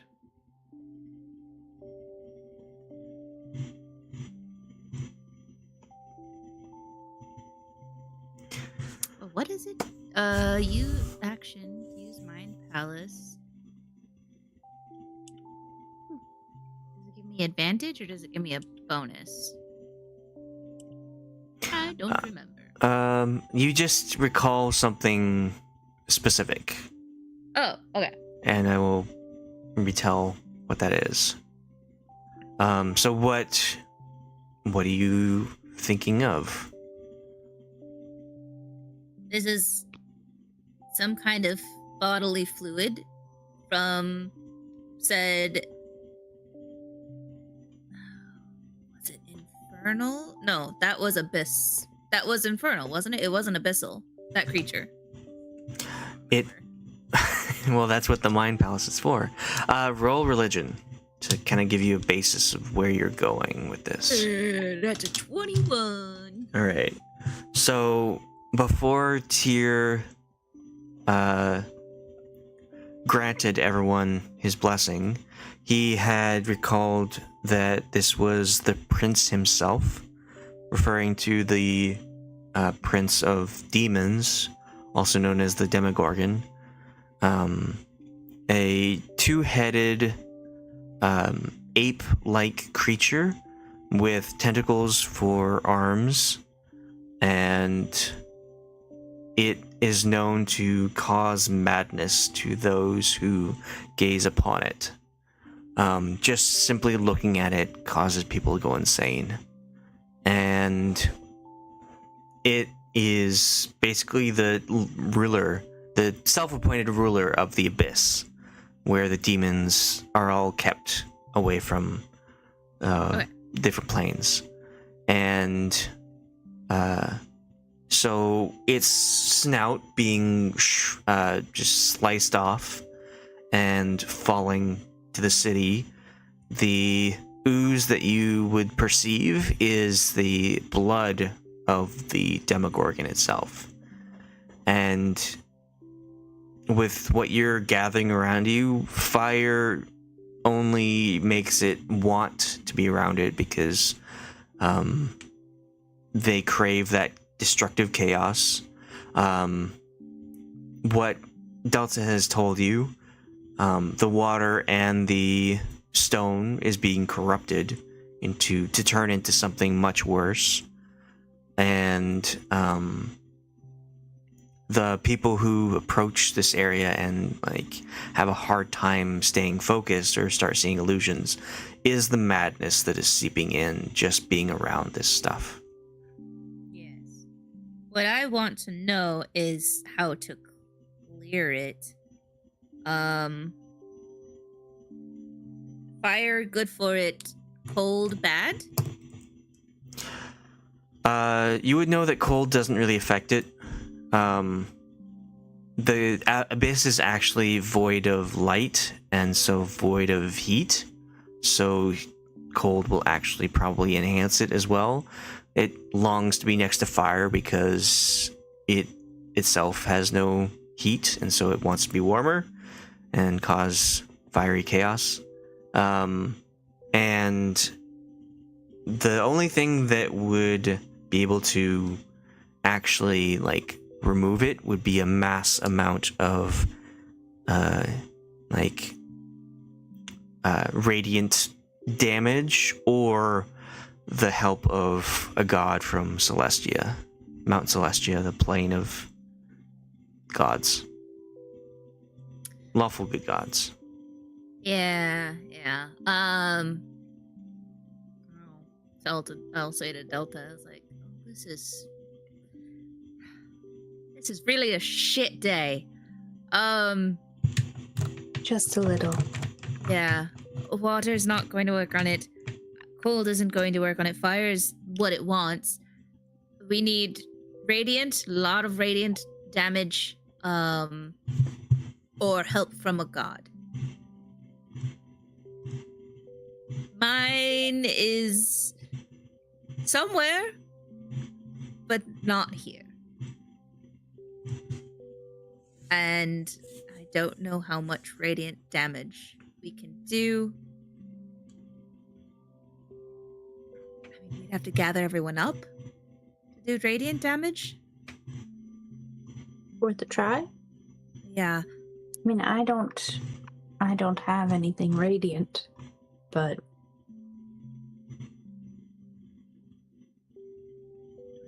Holy water. I don't think I have. I do. I have some holy water. I'm gonna take a flask of holy water out and just chuck it at it to see if it'll do anything. Okay. How much is this? Just one flask? It says 1 flask of holy water. It's 25 gold each. I had 4 of them. I'm throwing 1, so I'll have 3 left. I don't know how much it is.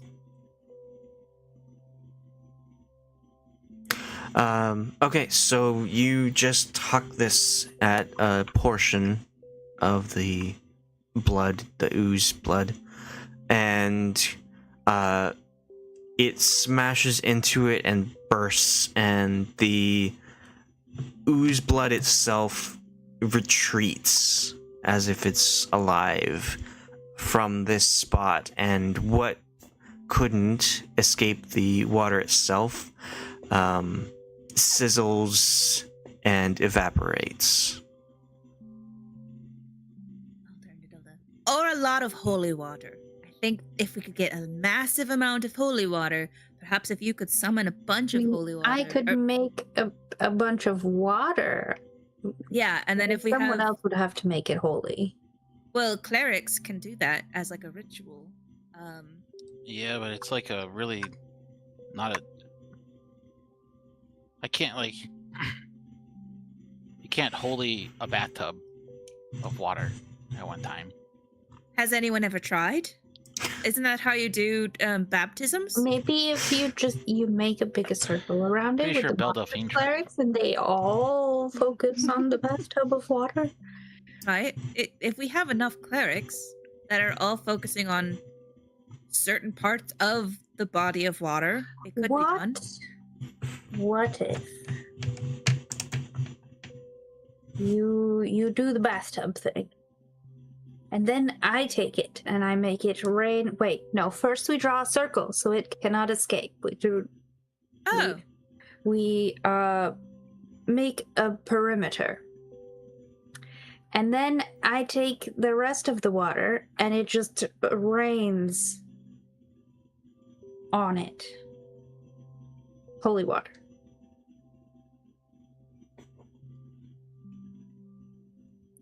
That's an idea. I mean, it's better than nothing.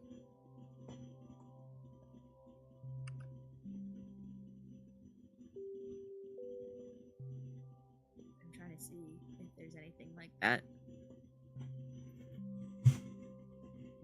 True. It is better than nothing.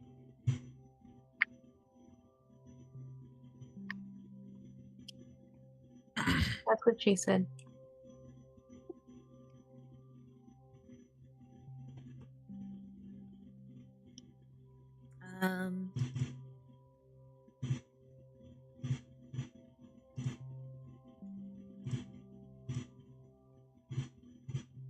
I think we'll have to talk to the clerics about this, but are there other people kind of trying to deal with this ooze? There are a couple of people here, yeah. They were attempting to like wash it away or burn it away, but once Delta had warned them against that, they kind of stopped and are looking at it, trying to figure out what to do with it, but they haven't made any movements towards it. I'm gonna tell them, like, you all over there, do any of you have holy water or can create holy water? Either radiant damage or holy water seems to clear it away. A lot of holy water. Rain holy. Can you bless rain? Can you Bless the rains down in Africa? Here we go. Down in Westwood or wherever we are. No.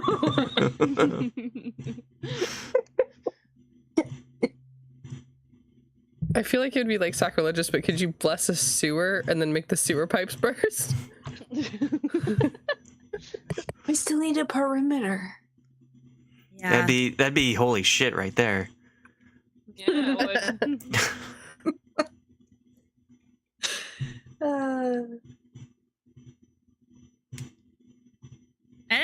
Any of you? Do you kind of get a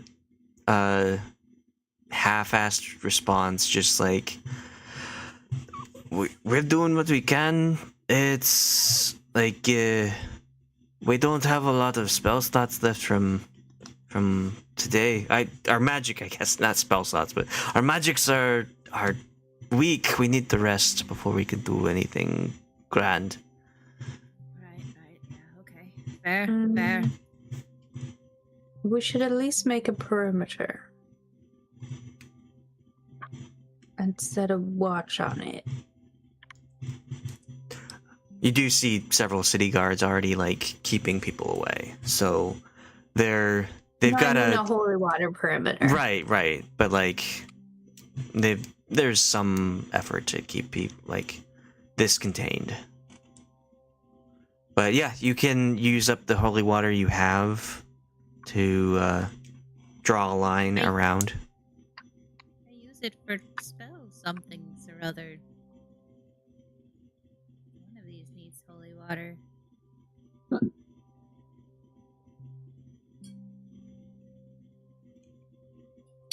Well, do you create a perimeter of holy water to prevent it from spreading?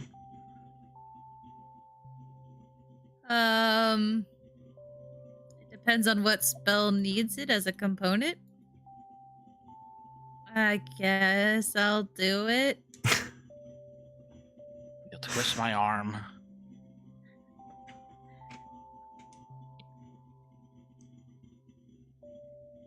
Fine, whatever. It doesn't matter. And she'll take out her holy water, the 3 other flasks, and just toss them to, like, Delta and Brasz and Katla, and was like, let's stop making this circle. Add it's something, I guess. Alright, yeah. You use up the holy water you can. You don't like splash it all in one place. You carefully get it out. And there are other people here, with their help, are able to produce a little bit of holy water, not a lot. And create a perimeter to prevent it from spreading further. It's just going to have to wait for you to have your magic back before you can actually cleanse this area.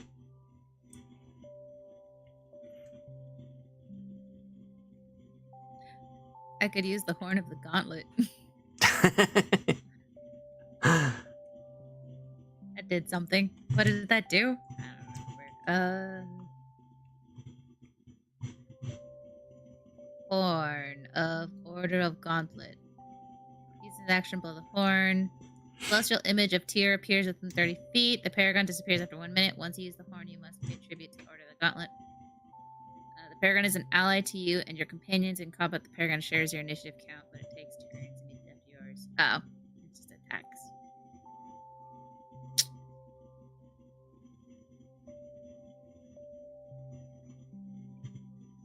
Yep.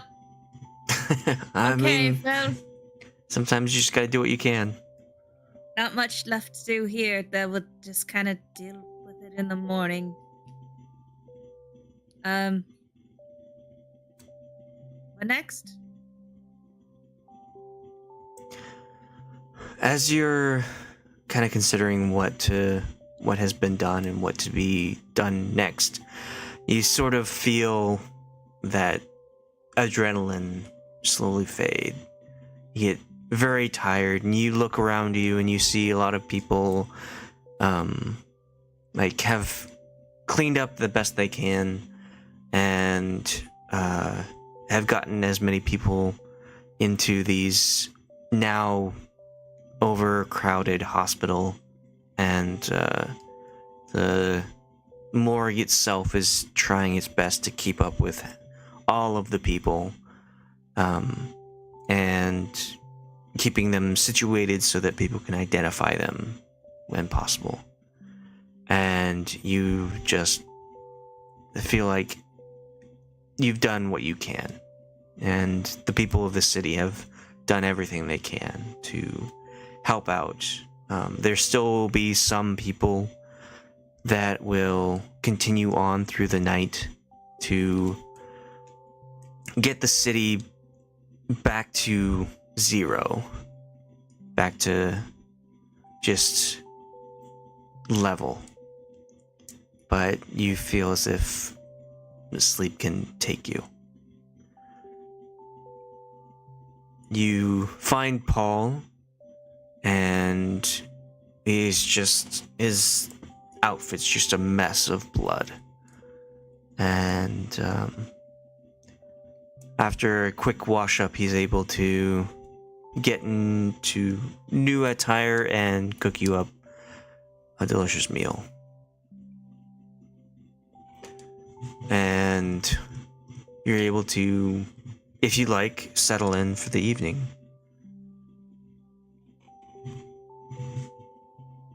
Khalas wants to, when it is dark, she wants to do the funeral for Bassi and find a boat, fill it with hay, wood, all that. She's not going to sleep because honestly, she still had like a lot of spell slots and stuff.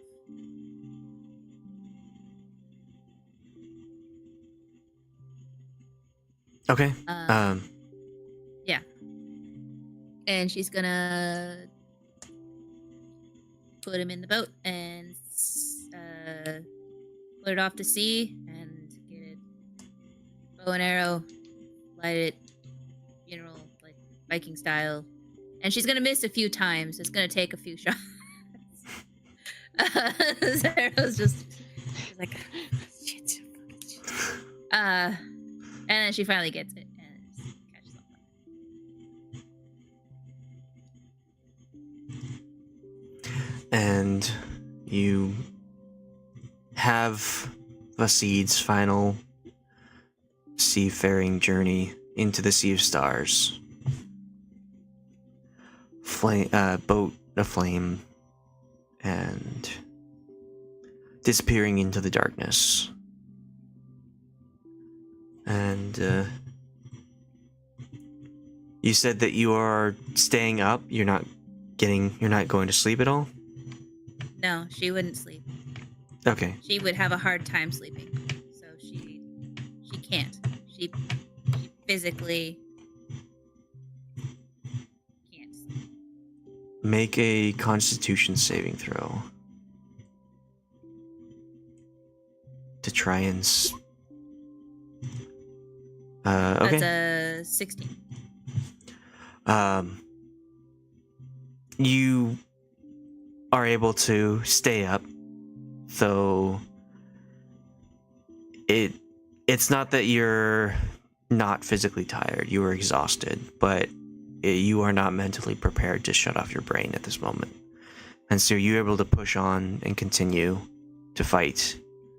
And you gain 1 point of exhaustion for not sleeping.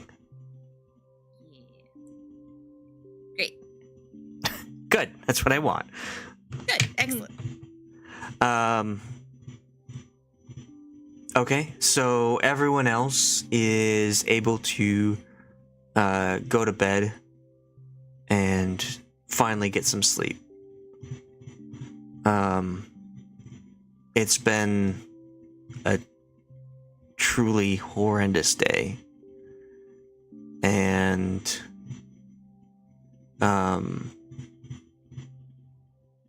I want everyone to roll, everyone who's sleeping or everyone who's going to bed, to roll a d20 for this thing.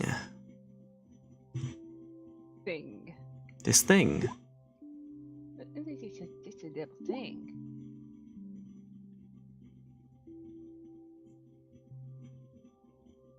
Okay. So we're gonna do a little bit of private sessions now for each of you. And we'll start with Katla, and Delta, and Guryev and Brasz. So we'll be gone for a moment, and I will talk to you soon. This will be the last little bit of the session, but I wanted to get this out before we ended. So, yeah, I'll have Katla join me in private time. Oh, I just click on the other thing. Okay. I'm just like, I don't understand. You have to go talk to the principal. Oh no! I know.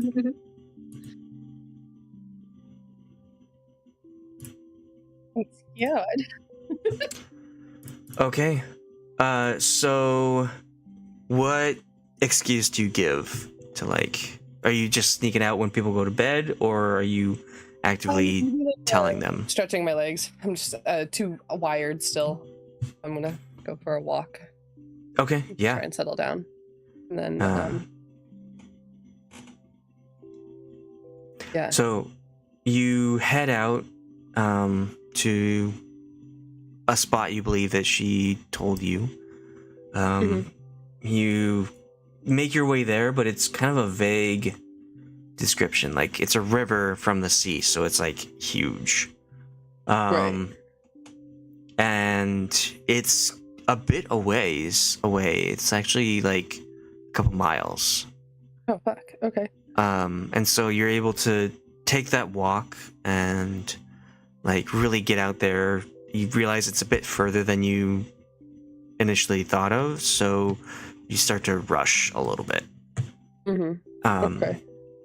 And you get to the river. She asked you to meet you on the south side, and Westgate is north of the river, so you're gonna have to find a way to cross it. My first check would be like, is there bridges or like logs or anything like that I could like over the river? Like, I don't know like if it's a big river or if it's like if there's a tree nearby that I could like put over it if there isn't already. This is a river that's large enough for like a medium-sized trading ship to go on. Fan-fucking-tastic. Okay. So like with your skills, you could attempt to jump it. Oh. Well, yeah, I'm gonna do that then. Okay. If you want to keep your roles a secret, you can always have your at the top. It says public and to GM. Oh, okay. But I'll have you Yeah. make an athletics roll to try and get over. Athletics. Okay. Do you want me to keep this a secret or do you want me to roll publicly? It totally is on you if you want to do it or not. Okay. I don't care. Okay. So yeah, you are able to just vault over this river. It seems far, but you are determined to get there. And you just... I thought she was dead. I want to get there. Yeah, you launch yourself and arc over and land on the other side, doing a nice little roll. And To be here. you are effectively waiting for the Lady Rione. Okay. And you wait for some time. It's like 5 minutes, 10 minutes, 15 minutes go by, and you don't see anything.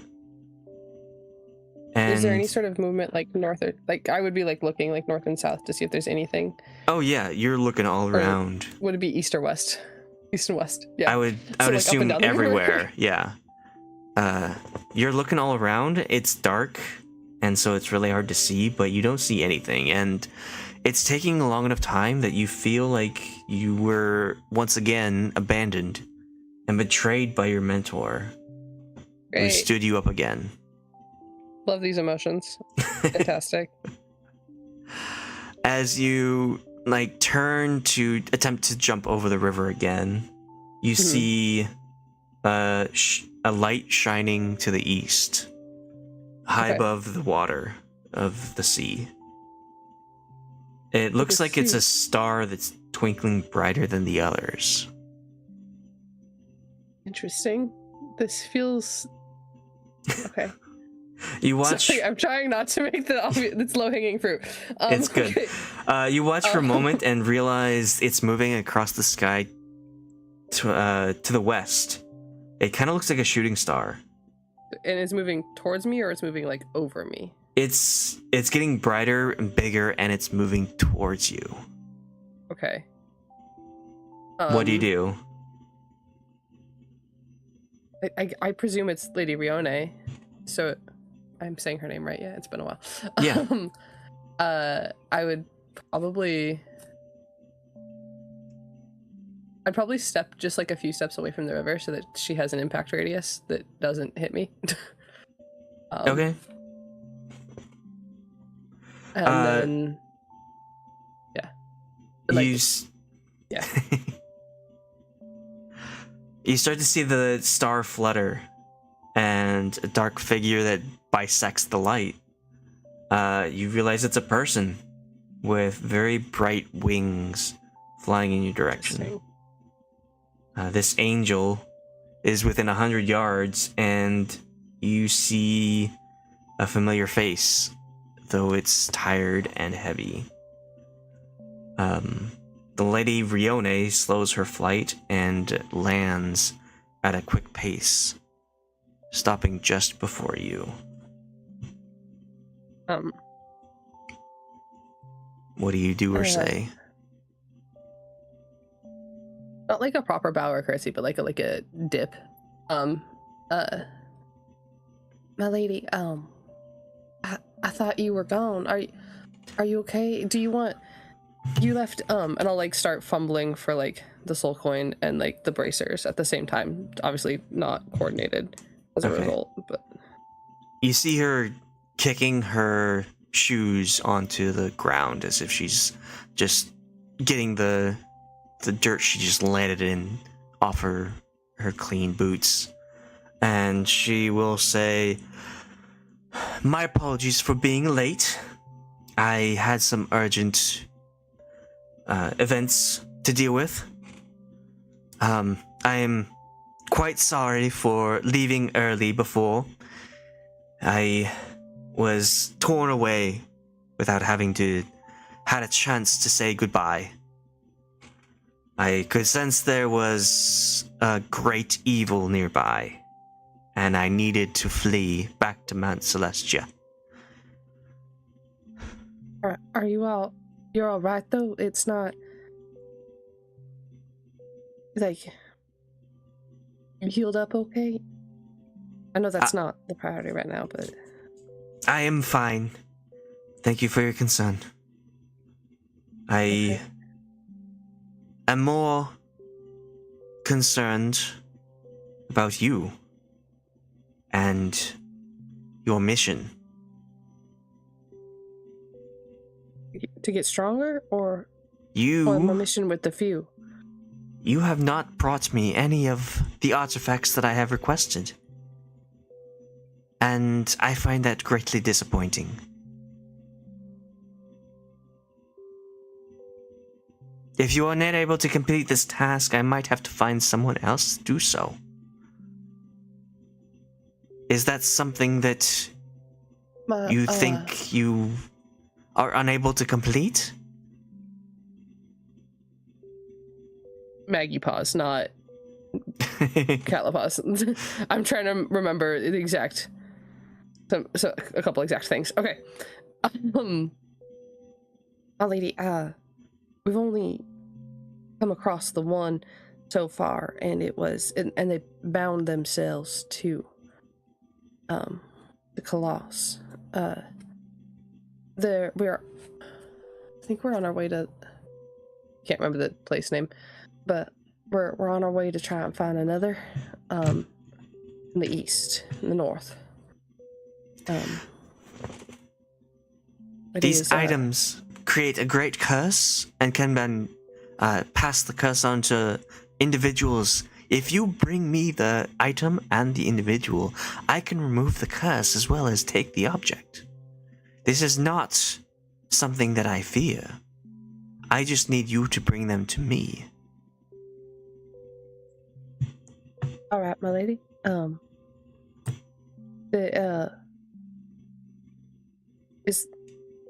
What's the best way for me to contact you the next time we come across one?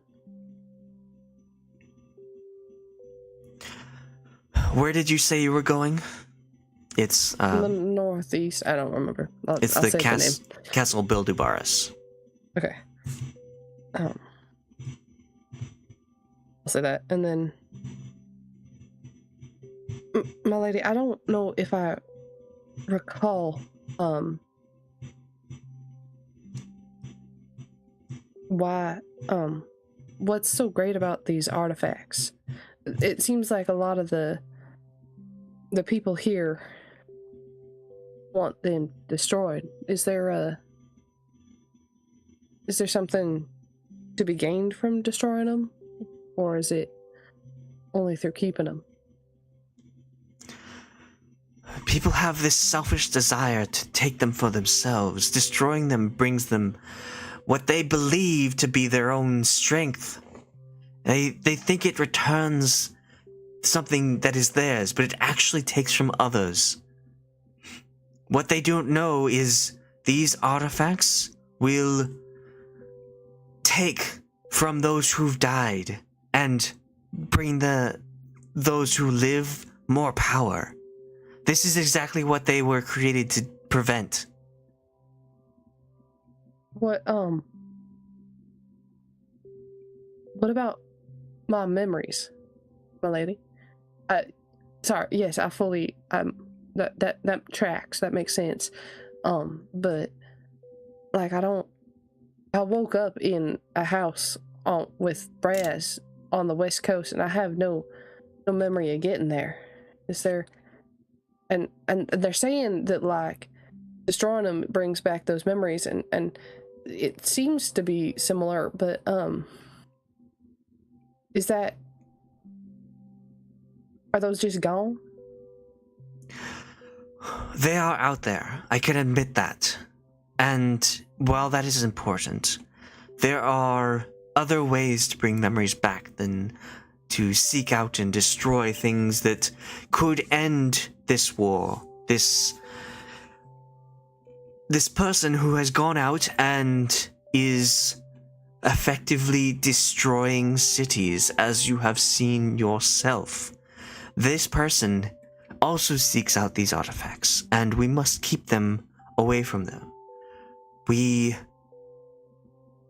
person actually was the cause of everyone losing their memories.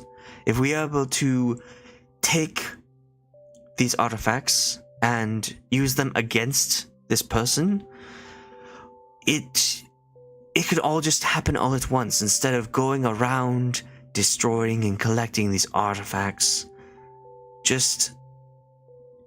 We need to collect them and use them against him. My screen is dark. What the fuck? As long as you can hear it, that's fine. Yeah. Okay. I, Maggie, don't trust you. However, Katla trusts Lady Rione. Okay. Just want you to know that. Well, so this is an opportunity. If Katla chooses that she can no longer fulfill this mission or these tasks, you will keep leveling as a barbarian, but you will have to choose a different subclass away from the Hellfire Claw. Okay. This is kind of an opportunity to change up your Reevaluate. character. Yeah. Okay. But you can still continue to follow Lady Rione. I have more than just like do this or don't. If you are able to do these simple tasks, I have some other simple tasks, not quite so grandiose as collecting and delivering these artifacts. Then you might have a little bit of strength that you can find in yourself. My first task to you, if you choose to accept it, I want... That came out weird. Anyway. I want you to boast to both your friends and to the city of Westgate about your victory over this creature that invaded. Oh, I forgot I did do that, didn't I? If you are able to convince people that you and your friends alone were able to push it back, I can grant you a little bit of strength from that. And I will give you more tasks that you can fulfill and get yourself stronger itself. So this is a bit of proof of loyalty to me. If you can do these, I can trust that you can bring an artifact to me. And I will keep training you in this sense. Does that sound all right? I understand.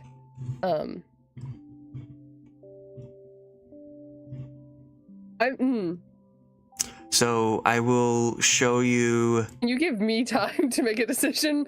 Yeah. And I'll. What I basically am trying to do with her is like, I'm not trying to say yes, I'll do it or no, I won't, but like basically giving myself like by the time I leave Westgate, I have to have committed to doing one or the other. Okay. So I will show you kind of a taste of what it could be. So do like you a have threat. access to Roll20? Yeah, I'm in there now. Okay. It's being stupid. So Earlier. honor should have popped up. Why is my thing not loading? I see nothing. Okay. There it is. Yeah. Okay, so the task is exaggerate your victory over the demon above Westgate to the few and the people of Westgate. And if you do so and successfully persuade people, you can get a little bit of gain +1 to all rolls for the duration. Okay. This is saving throws, skills, attack rolls, damage rolls. But while you have honor activated, or while you're raging, you can't benefit from help, and you are unwilling target for other creature spells. Interesting. Okay. And then it has a cooldown. I think that the internal situation that Katla's going through right now is like if it weren't for Brasz, she would see very little hesitation to do this. Okay. But Brasz would kick the shit out of her if she was no longer able to help her. Well, you have until you leave Westgate to complete this task. All right. Thank you, my lady. And as a show of faith, I believe in you. I believe that you can do this and do so much more. Lady Rione will remove a feather from her hair and give it to you. And essentially it is the wings that she flew in on. Okay. In kind of like, so it's like a Zan feather, if you know what that is. It sounds familiar. It's a like a Chinese Yeah. Okay. Yeah. beauty thing. And you can activate the feather and gain wings, which both Interesting. give you flying and give you a protective barrier. So this is for free. You don't have to like do anything. I mean, if you don't do what she asked, she might come and take it back, but Yeah. Okay. Okay. Cool.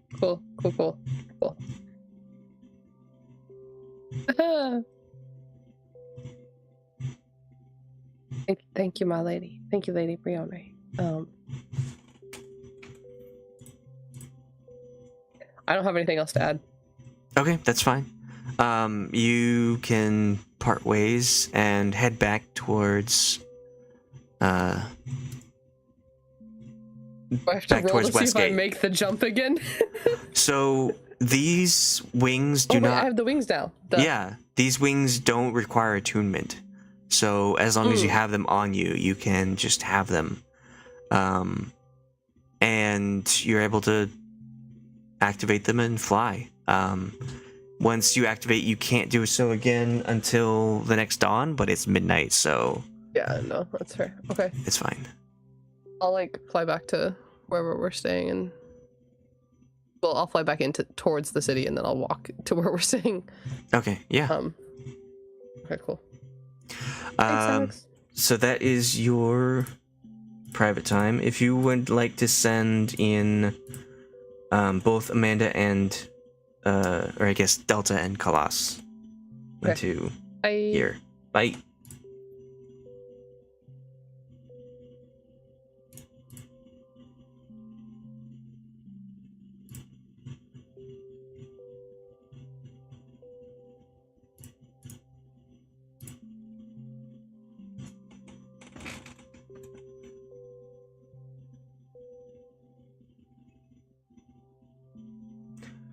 Boo doo doo doo doo doo doo doo doo doo doo doo.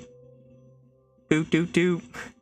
Boo doo doo doo doo doo doo doo doo doo. Doo doo. Oh, hi. You said we were told to come to see you. Yes, you've been very whatever. I don't care. So Khalas, you are like trying to keep yourself busy, staying up and get your mind off of what's happened. And in your exhaustion, you start to like see visions. And Delta, as you lay down to rest and fall asleep, you have a dream. And you both have this same vision or dream. So you wake to the sound of wood clattering on the story below you. You both find yourselves together in a bed you did not fall asleep in. Giant bed with bars for walls on all sides surrounds you. The room itself is massive, and you can barely see what else it contains. There's a door on one side of the room with a single window on the far opposite wall. You can see the night sky with stars flickering above. Flickers of light from outside illuminate the ceiling of this overly large room. What do you do?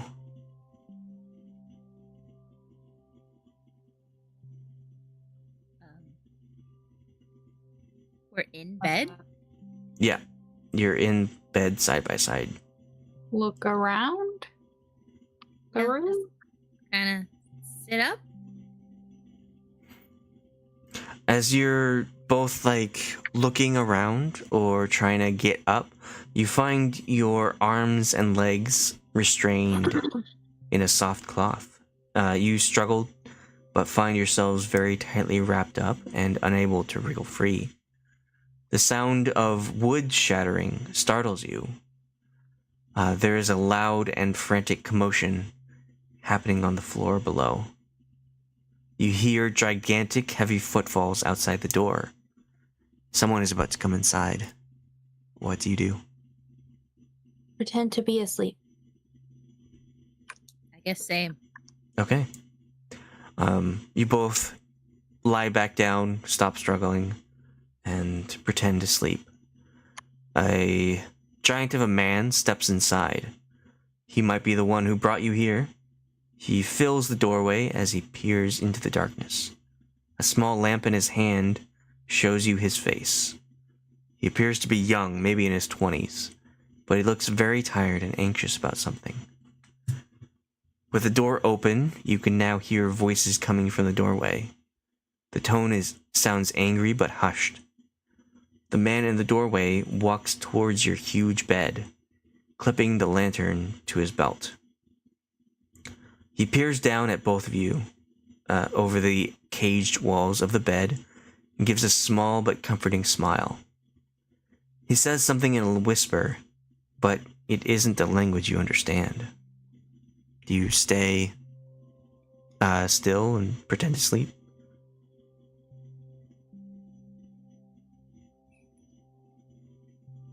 Yes. Okay. What kind of Maybe try tone and. is it? Yeah. It's quiet and calm.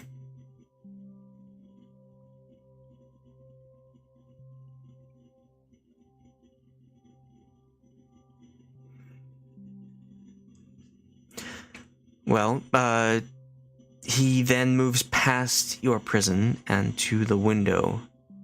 At the quietest, slowest pace he can manage, he opens the window to the starry sky. The wood creaks and groans under the stress, and the voices from the doorway become louder, more frantic. The man turns back to the both of you and leans down to scoop first Delta, then Khalas into an arm each. What? You can This feel... is a big guy. This is a Huge big guy. Yes. It's a giant of a man. Do we still look like us? Yeah, you look like yourselves. Like adult selves, like or teenage self. But Delta looks like still herself? Yeah. Okay. You can feel his strength flex through his muscles. It feels like he could easily crush you, but is incredibly gentle in this embrace. He turns back to the window, much more urgent now. You hear more footfalls, heavy and fast, racing towards the door. The voices are now shouting, whatever language it is. It seems like a warning. The man is nearly at the window. You fear he could attempt to leap through it at this pace. Just before he reaches the window, it bursts inward, glass and wood flying at both of you. What do you do?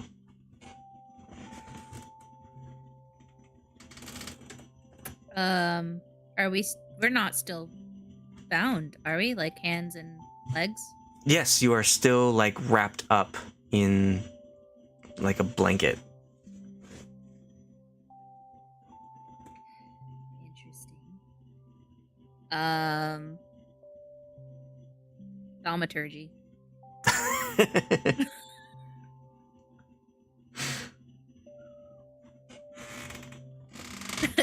The verbal and somatic. I read a lot so much. That's the only thing that's verbal.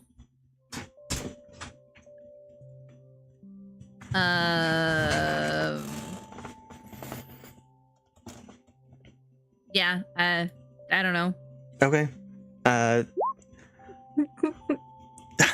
Yes. I will divine sense to see if I can detect in a kind of bloopy doop.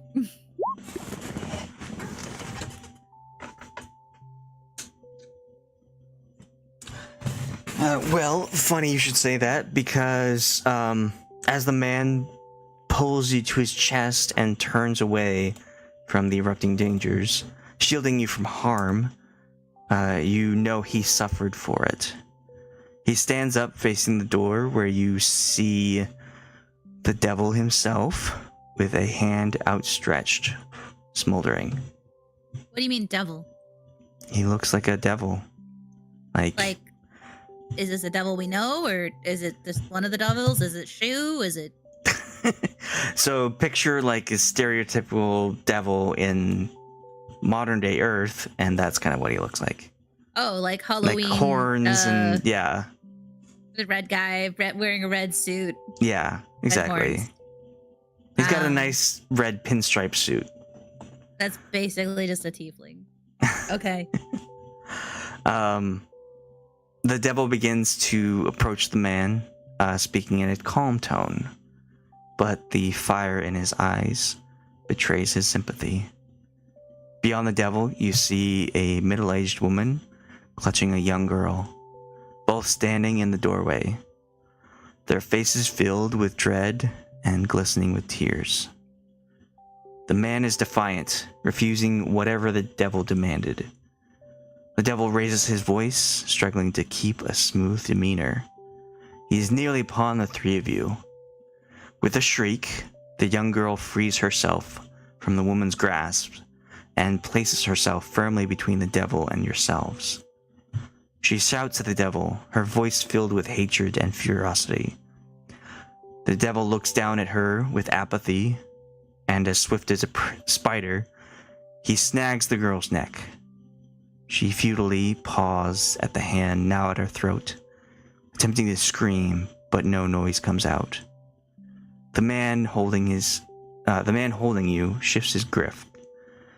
You can see him have a moment of conflict. Does he give you up to help the girl? Or does he let the girl suffer to save the two of you? The devil lifts the girl to his face as if she's a goblet of wine. The sounds of the girl's struggled breathing is drowned out by the woman in the doorway screaming and crying in fear, possibly pleading for compassion. The devil is uncaring, and his mouth opens inches from the girl's. He breathes into her mouth, the immense heat visible between their lips. The girl looks as if she's in tremendous pain, but no sound comes out of her tear-soaked face. Seconds later, her arms go limp at her sides, and her eyelids flutter shut. The devil, now satisfied with his cruel act, tosses the unconscious girl to the floor. The woman racing to cradle her. The devil repeats his first command at the man. The man who looks at the floor, at the two on the floor, and back at the devil. He takes a step back. Flames rush past. Immense heat is felt through your blankets, and the devil's hand smoldering once more. He repeats the command with fervor. Flames now engulfing where the window once was. The man pulls you both close to his chest and jumps backwards out of the flaming hole in the wall. You both feel your hearts drop as you fall hundreds of feet.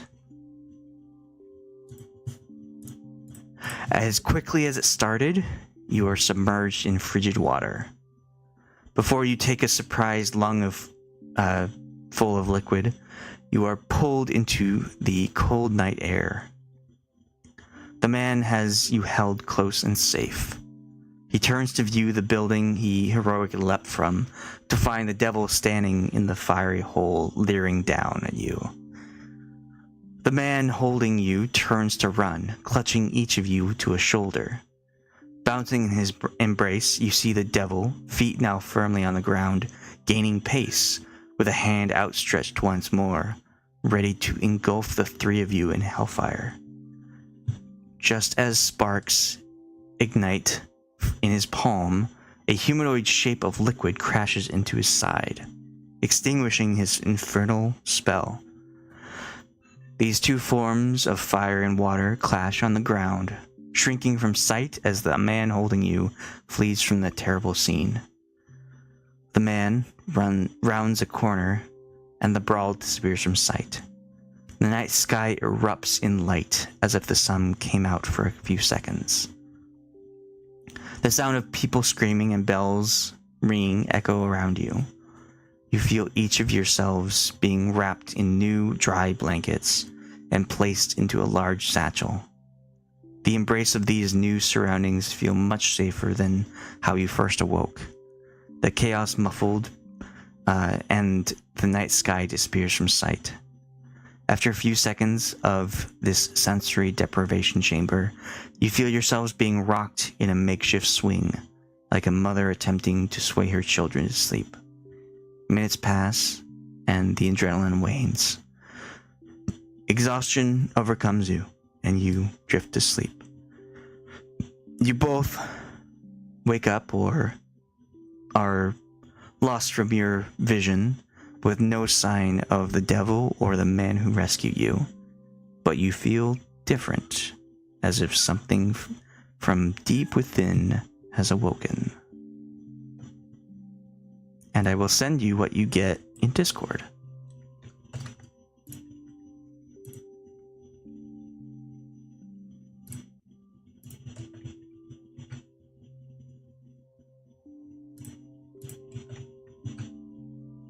So you can now move like a raging river.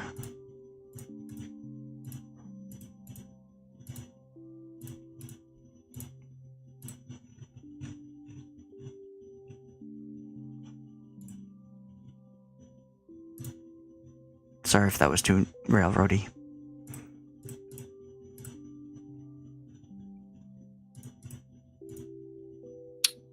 Nope. I it mean, looked I good. have the context, but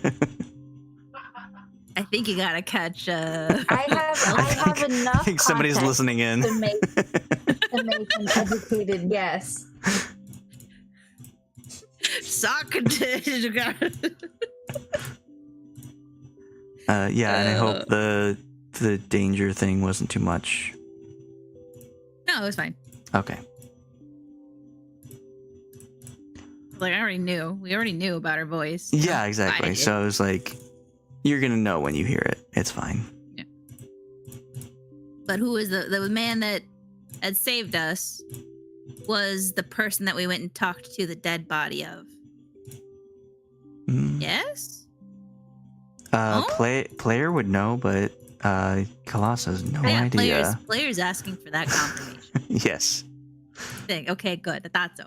Dead guy that Sock didn't want to talk to, but the rest of the group did. Yeah. Sock was on a Zoom call for that.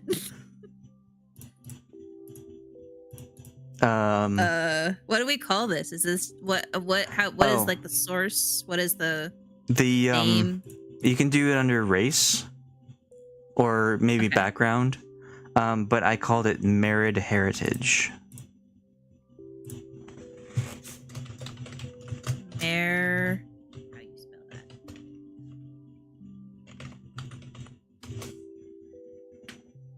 Oh. Married heritage. And source type is from DM.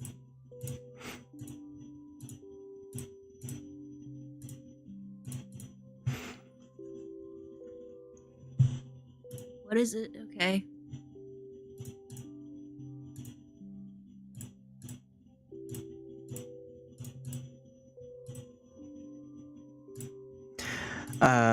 So if I didn't tell this to Katla before she left, but if people need to go to bed as they're done with this private time, this will be the end of the session. Once we finish with Brass's stuff, we'll end it. So if people need to go to bed, that's fine. I want to listen to everyone else's. Well, I mean, it's on YouTube. We're streaming. Okay. Good. All right. Okay. Well, cool. Yeah, Khalas is gonna be like, What the fuck? I think I'm having a panic attack, guys. I think I need meds. Guryev, please calm my emotions daily. Guryev is now your therapist. Yeah. He's my meds, he's my doctor, he's my therapist. So that's it. If you want to send in Guryev, we'll do that next. Okay.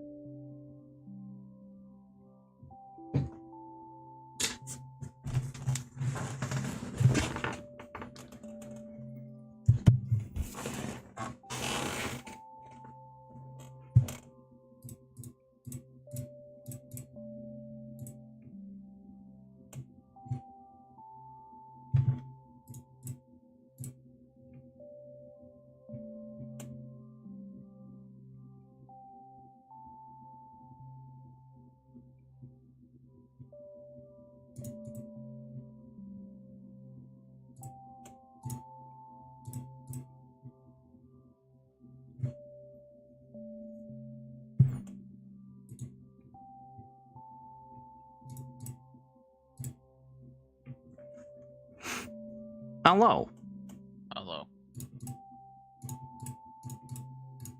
So how does Guryev settle down for the evening?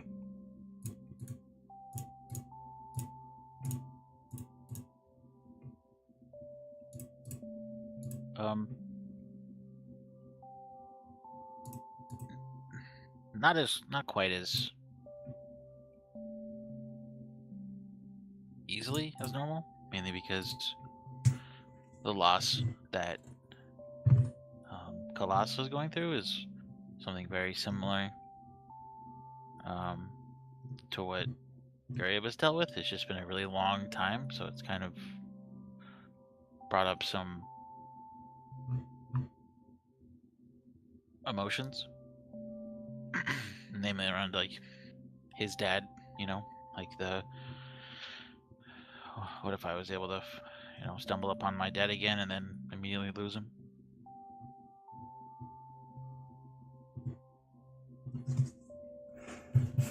All right. But it's not really something that he thinks is all too possible, but it's just kind of like a little bit of a what if.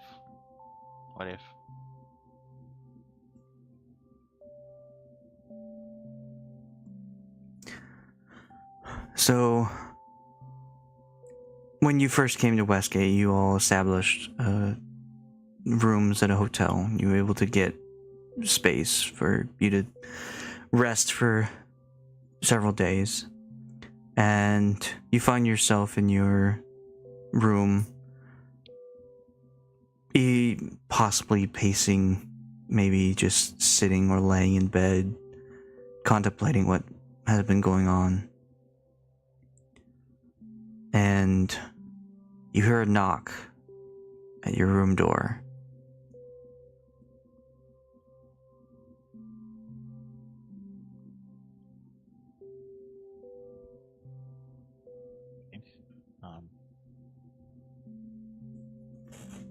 Does it just sound like a normal knock? Yeah, it doesn't sound like urgent, doesn't sound menacing. Sounds like someone's trying to get your attention. Okay. I'd walk over to the door and open it. Not like a crack, but not fully open. Just, enough to first see who's there and then maybe open it more. Outside, you see someone you haven't personally talked to at all, but you have seen her before. You last saw her at the meeting at the Gauntlet of the Order of the Gauntlet. This is the dwarf that came forward as the emissary of the Raven Queen. And she looks up at you and she says, "Hello, Guryev? Is that right?" Yes, that would be me. She nods, says, "She said you'd be here. I wanted to talk to you after the meeting, but a lot happened. And I couldn't get away from... We all couldn't get away from what was happening. I'm sorry for your friend's loss."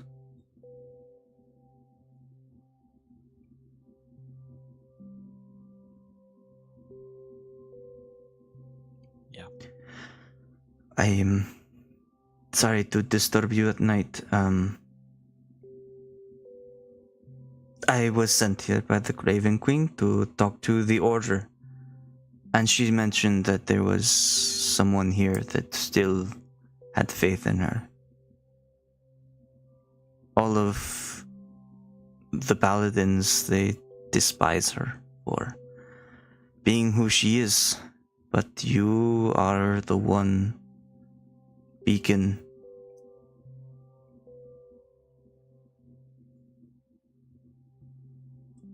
No one else is able to do what you can. She's told me that all of her have her followers left her. They don't believe in what she can do. She is no longer able to pull souls to the other side. She can no longer ferry those who need it. And she told me that you are their hope. That to continue on because of you.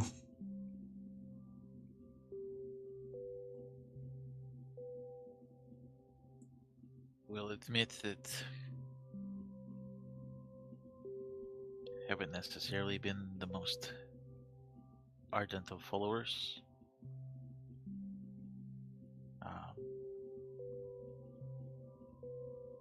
Especially given kind of my new company, who are a much more cheery bunch.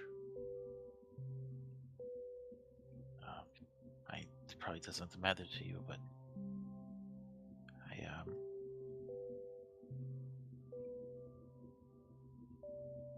I found my way to her in years of wandering, coming across many undead souls who needed rest.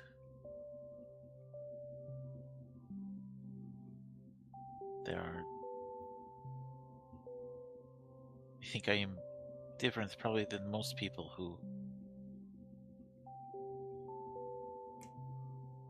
followed the Raven Queen.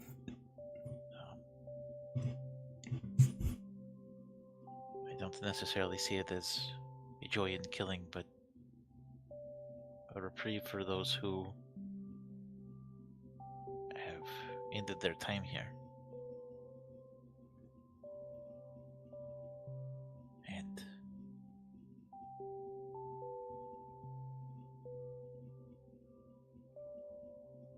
I have always returned those who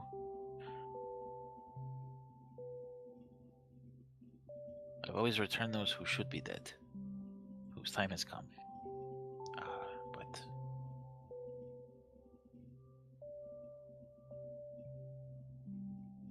yeah, always looking for people who are not quite ready. And I think that kind of puts me at odds with several people who I have met within the church.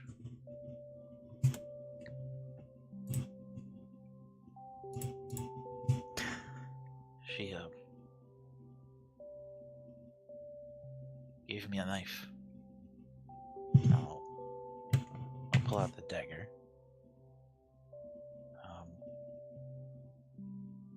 I don't remember. Does it have a name? It is I the have the right knife, or the Raven's right knife. Okay. I know I have it. I just don't see it on my sheet.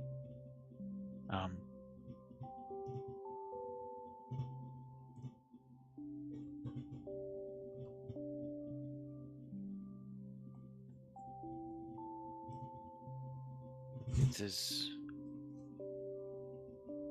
She asked me to collect souls with this, and I don't quite know how to go about that. I don't know if it's just every soul possible or specific souls or more powerful souls. I don't know.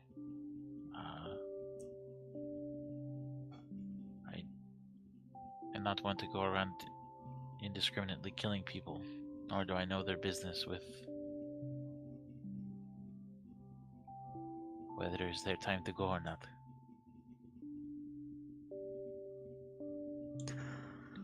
She told me that she gave this to you, and she told me to say that this weapon is used by extremists, those who wish to ferry more than they need to another side.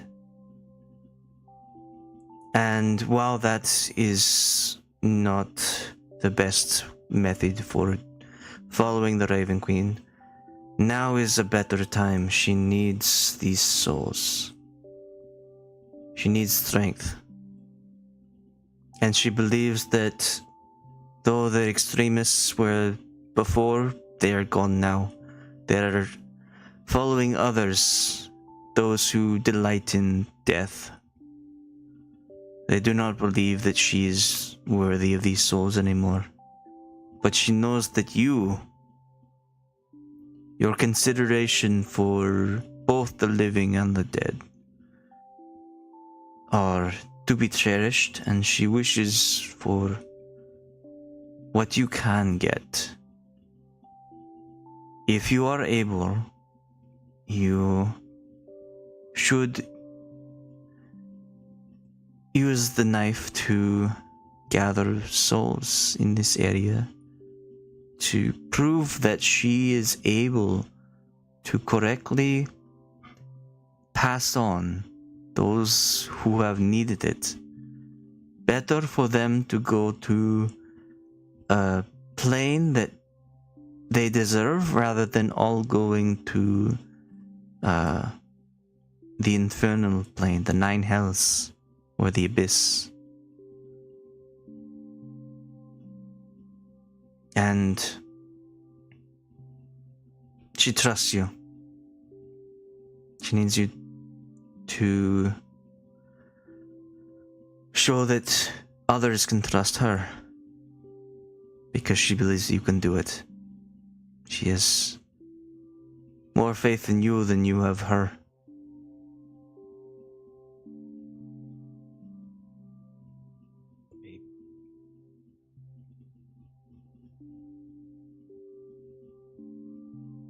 I have never...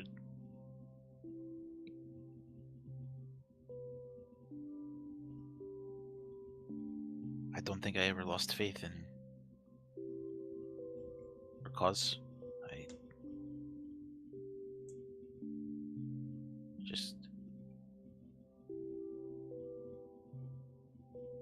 I lost faith in myself.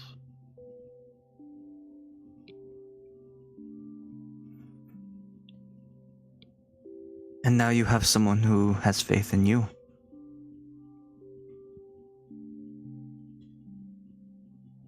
Maybe don't do it for yourself, do it for her.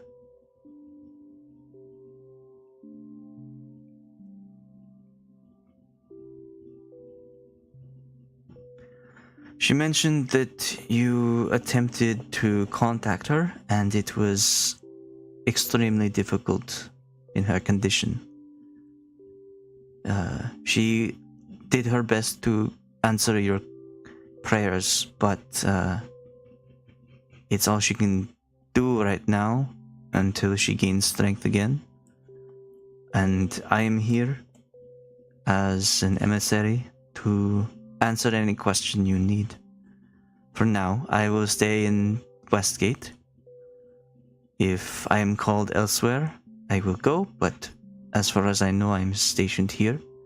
So if you ever need to talk to me, I'm here. And I can give you answers maybe the Raven Queen is unable. Where can I find you here? She looks around. It's a pretty good spot here. We don't really have any kind of temple here. Maybe I'll establish one.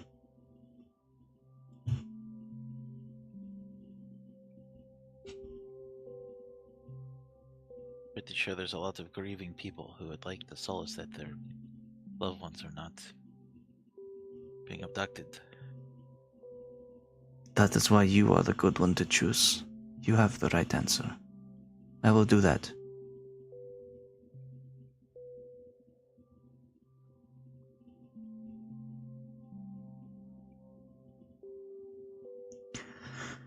If you want to think about like questions you want to ask, we can do that and get some next session questions in. Yeah. But if you have anything else to say, you can do it tonight. That is one of the things, like, I was thinking about the dagger. Like, am I going around just, like, stabbing people who are almost dead? It's kind of like,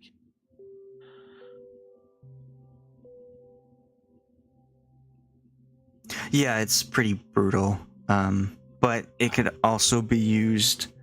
So like Revivify takes a soul and puts it back in the body before it fades away. You could do the same thing. After a minute, something's dead. You can capture the soul inside of it. Oh, I see. Or Okay. within a minute, not after a minute.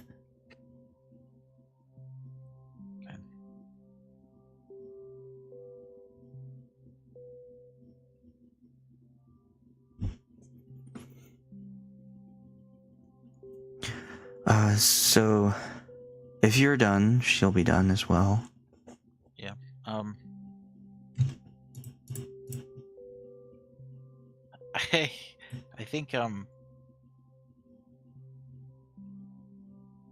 I think I would talk to Khalas at some point. Either in the morning or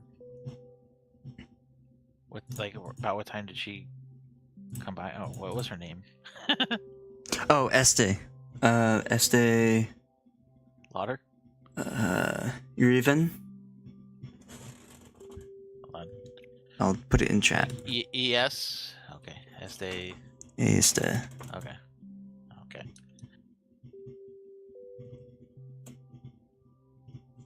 And You said she's a dwarf? yes, she's a dwarf. She's the emissary to the Raven Queen. She's not a cleric or a paladin. She doesn't have that kind of power, but she has some answers that she has a special contact with the Raven Queen. Okay. And she will turn to go, but then like turn back real quick and say, "Oh yes, one more thing. As a little bit of extra, she understands the knife can be difficult to use, especially if you're not used to taking souls or killing those. She'd like to bestow another channel divinity upon you." And I'll send that into Discord chat. So you can use your channel divinity to activate this.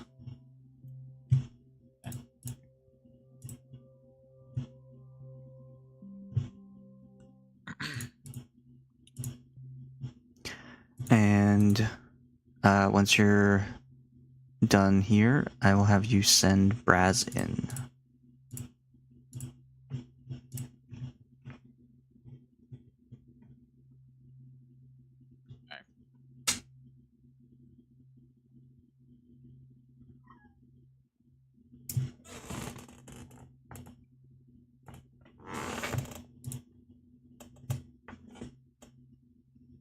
Hi, Frank. Yeah? Come here. Come here. Yeah.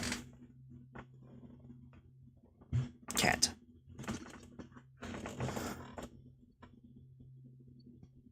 It's too quiet. You can't hear his purr. I'm here to pay my brass tax. Whoops. Uh-oh. All right, I'm here. Whoops. Yeah? Hello? Hi. Hi. There's a cat in my lap. Kitty. I want a cat in my lap.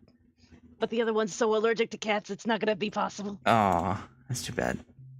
Yeah. It's okay. I can assault my parents' cats when I see them. All right, little goblin. Oh boy. So I like how this is starting out. So how does Brasz settle in? She's still a little worried about Khalas, but she kind of had a very stressful day, so she's going to set up her bag and everything, and as close to Katla as she can get her bag. And she's going to pull out her her dagger for a second and just kind of look at it, kind of thinking of her mother. And then she'll just put it back in place and try to settle in for the night. A little uneasy, but she knows she's gonna need rest. Okay. It's a bit hard to get to sleep with the events of the day, especially with certain losses. Though you aren't really close to Khalas, you understand her pain. And it's not that your mind isn't racing. It's that you're so exhausted that you can't stay up any longer. And you drift off to sleep. And you wake up in your bed. The cold is seeping in under the blankets. You pull them closer and try to get back to sleep. That's when you hear a faint voice. Brasz. What do you do? He's gonna kind of pop her head up a little bit and look around. Not fully up yet, but kind of squinting out. See if anybody was actually calling for her. It was just her hallucinating. She's so tired, she might be doing that. You don't know what's real. You hear the voice again, still faint, but more urgent. Brasz. He's fully sitting up now looking for this voice. Again, the voice is distressed. Brasz, where are you? The voice sounds like it's coming from outside in the street. Brasz, I need you. Everybody else still sleeping and fine? Do I see them? I think you got a separate room. Maybe you're with Katla. Yeah. You wake up and, you look around and Katla is not in the room. Well, Katla's not in the room and she's hearing somebody call her name. She's now concerned. She's probably a little panicky now because Katla disappeared. But who knows, she might have gotten up to use the bathroom or something, so she's gonna kind of go towards the door and start looking for the voice. Okay. You head out of the inn and start wandering the streets, keeping out of sight. And you never know when someone might confuse you with a feral goblin. The voice is still weak, but gets louder as you approach the center of town. Debris still blocks some of the roads and pathways. You follow the voice until you reach Ground Zero, the severed mouth of the gigantic demon. The barricade is still up to prevent anyone from getting too close, and 4 Westgate guards stand by, chatting between themselves. The voice is coming from the gore and viscera lying on the rubble.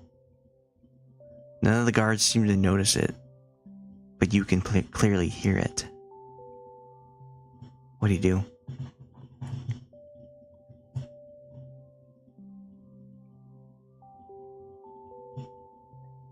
As much as she really doesn't want to get near that thing, she's also really curious about how that thing knows her name.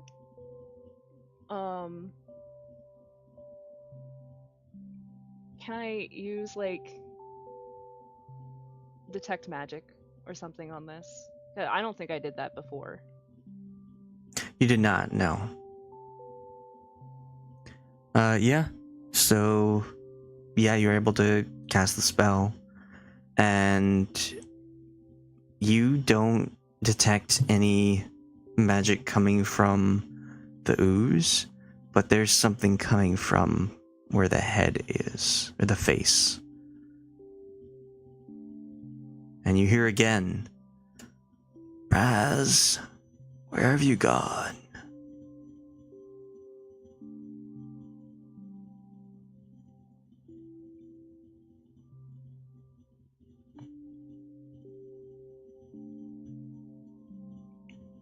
Do you get closer?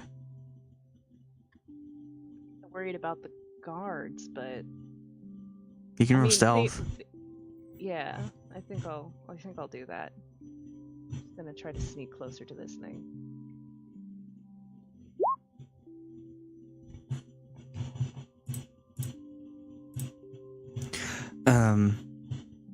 You manage to slip under the barricade as one of the guards turns to look in your direction, but you are already beyond his sight. Now barely a whisper in your ear, the voice can be heard from inside the desiccated maw of the demon. Brasz, I don't have much time. I need you to be with me. Do you recognize the voice? It's really hard to tell. It's so quiet and urgent. You don't know. You're unsure. How far away is like the barricade from the guards and everything? The barricade the guards are standing like on the outside of the barricade. And as you passed it and got closer, you didn't feel any effects that you were warned about, because they talked about like madness as you get closer to the ooze. But you're fine. You just hear this voice.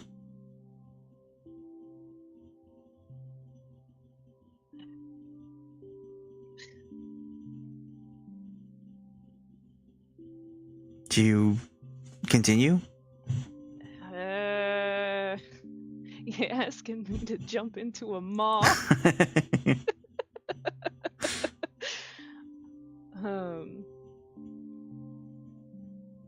I promise I will not kill your character at this point.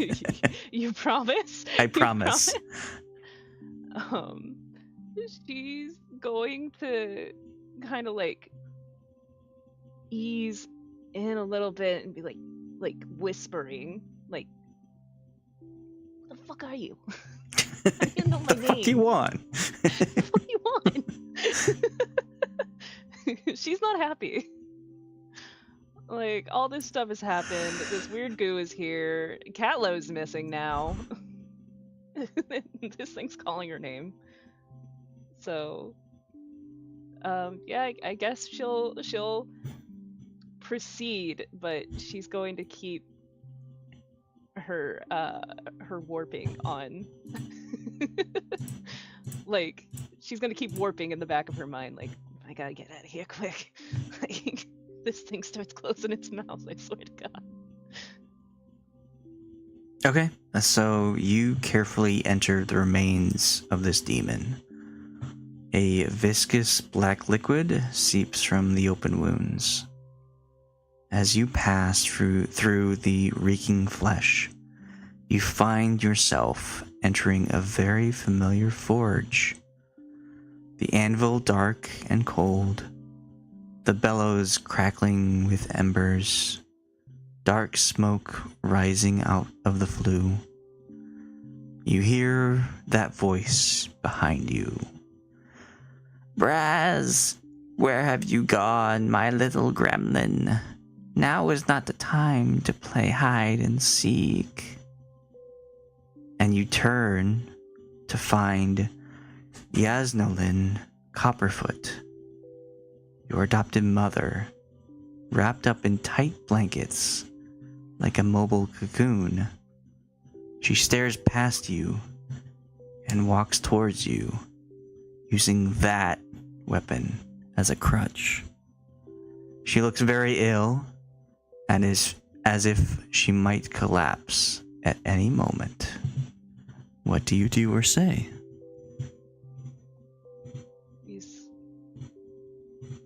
surprised. He's gonna like look up at her and be like, "Ma? Wait, you shouldn't be here. Brasz, is that you? Here. Where are you? I cannot see you. I can hear you, but I cannot see you.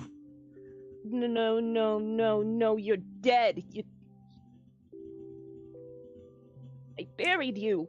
You're dead. Brasz, why did you leave? You left when I needed you the most. He is now fully shaking and crying. Brasz. She doesn't know what to do. She doesn't know if she should go towards her and give her a hug or stay away from her because she's gone. She's dead. She's not supposed to be here again. Brasz, how could you? You left and I became ill. It's all those pranks, those thefts. You brought terrible karma to our home. My forge. How could you cause this illness for me? I didn't cause your illness. I went on those adventures to help pay off the debt, and I went to go find a cure, and when I was in my final moments, you were off adventuring with your friends.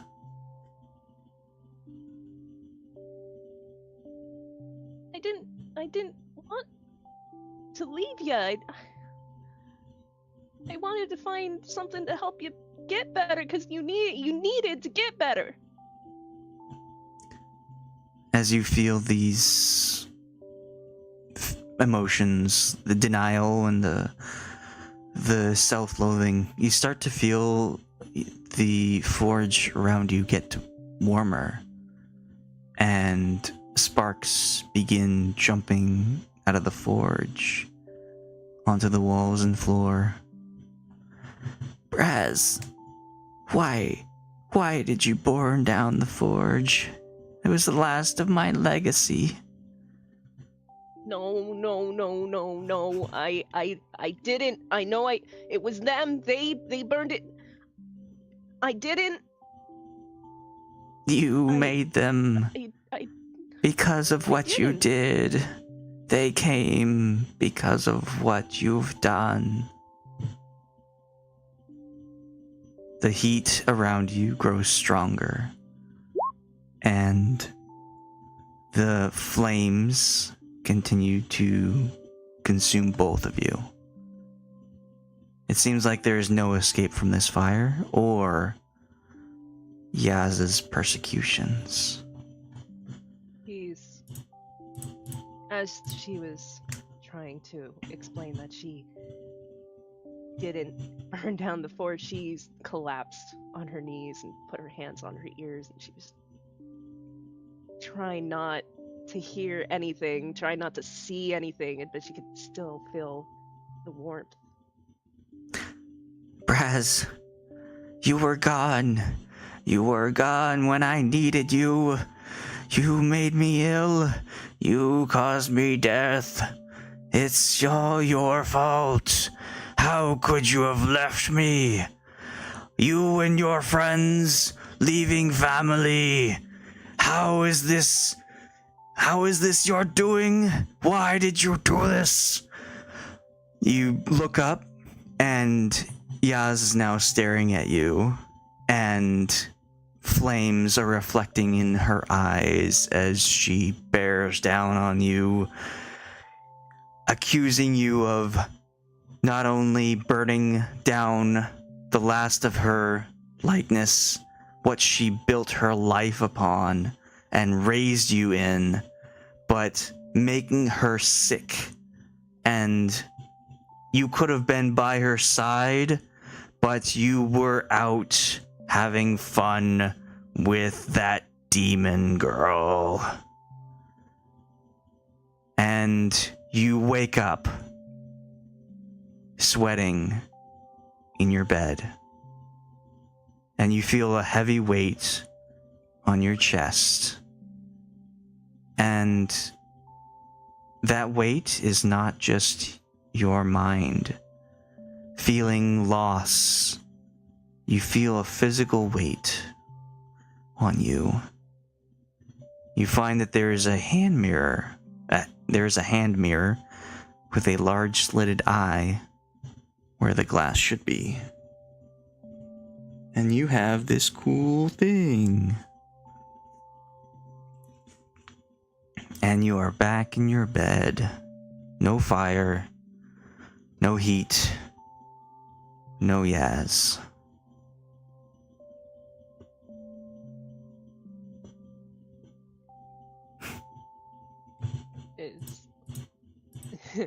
I did promise not to kill you. I just did something so much worse. Kill me. You're right. You were right. I think coming out of that dream, she's probably bawling her eyes out, and she's going to be looking for Katla. And while that was a dream, this part is not fake. Katla is not there. She's not there to comfort you. She's panicked. Okay. Not feeling great. She's gonna actually get up and start yelling for Katla, and if she can't find her in the building, she's gonna go out into the streets. She's not being stealthy or anything, she's just gonna start yelling. Okay. And we will resolve that next time, because we will find out where Katla went when her friend needed her most.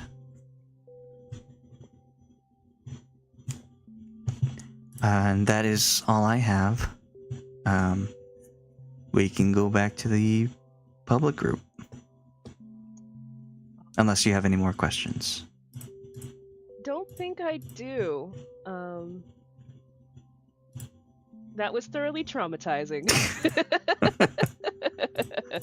I used job. what you gave me. Poor Brasz. Yeah, poor everyone. This was the trauma bonding episode. Yep. You did warn us. You did warn us. All right. All right. I got cursed. With the Farsight. And when we took it back, they said they couldn't do it here, and we'd have to go all the way to one of the major cities. So we went all the way to Helm's Deep. What a view. We went all the way to the coast, to somewhere. I can't remember which one. Either Waterdeep or Baldur's Gate. It was BG3. So, just some random priests that happened to know what was going on. Yeah. Yep. Cool. Did you get to the guy with the belt? They were a MacGuffin. No, Get the to, guy with the belt. The guy with the belt is way later. He's dead now. I thought we That's saw like- him earlier.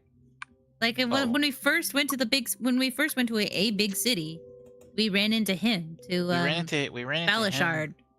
We ran into him when we were on our. Because we went to the scary water lady temple.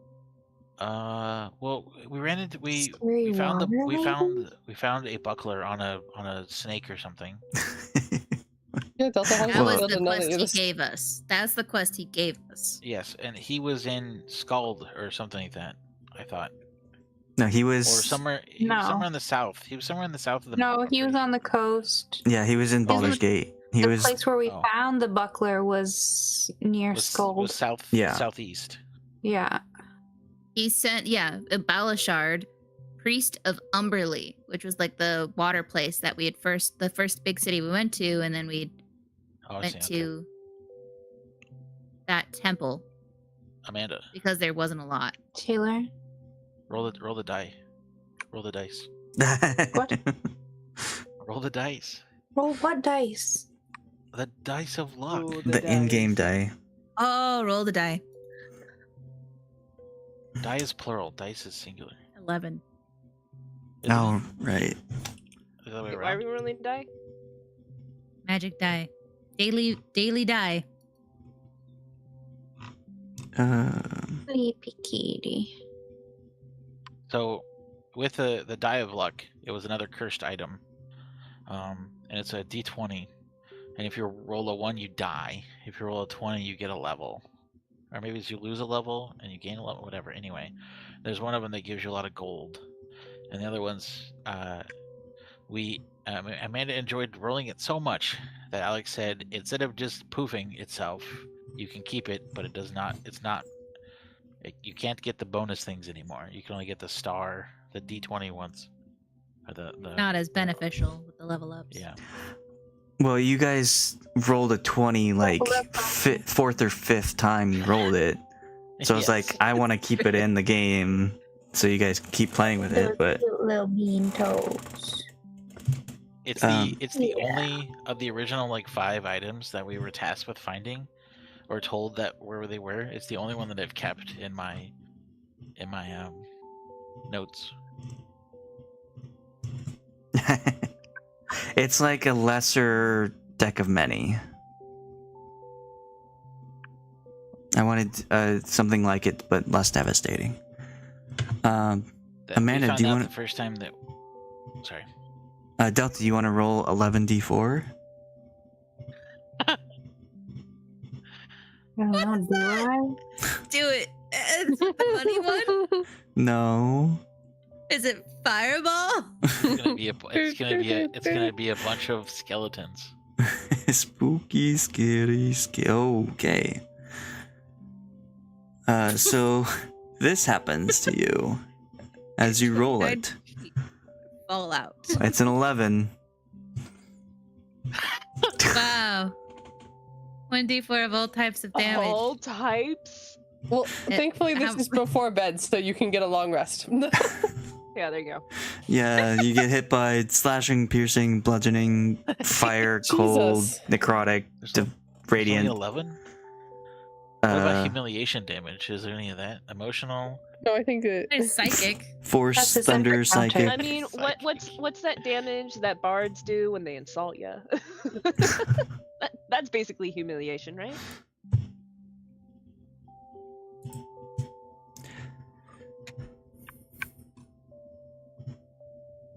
Yeah, so that's fun. the die of luck, all the even ones are good, all the odd ones are bad. Mm. It's not a die of good luck, it's just a die of luck.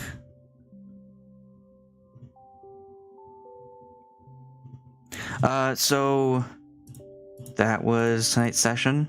I hope you all are thoroughly traumatized. Yay. Yep. But did we level up? What Now did you bond die? over the trauma. Hi, Bunny.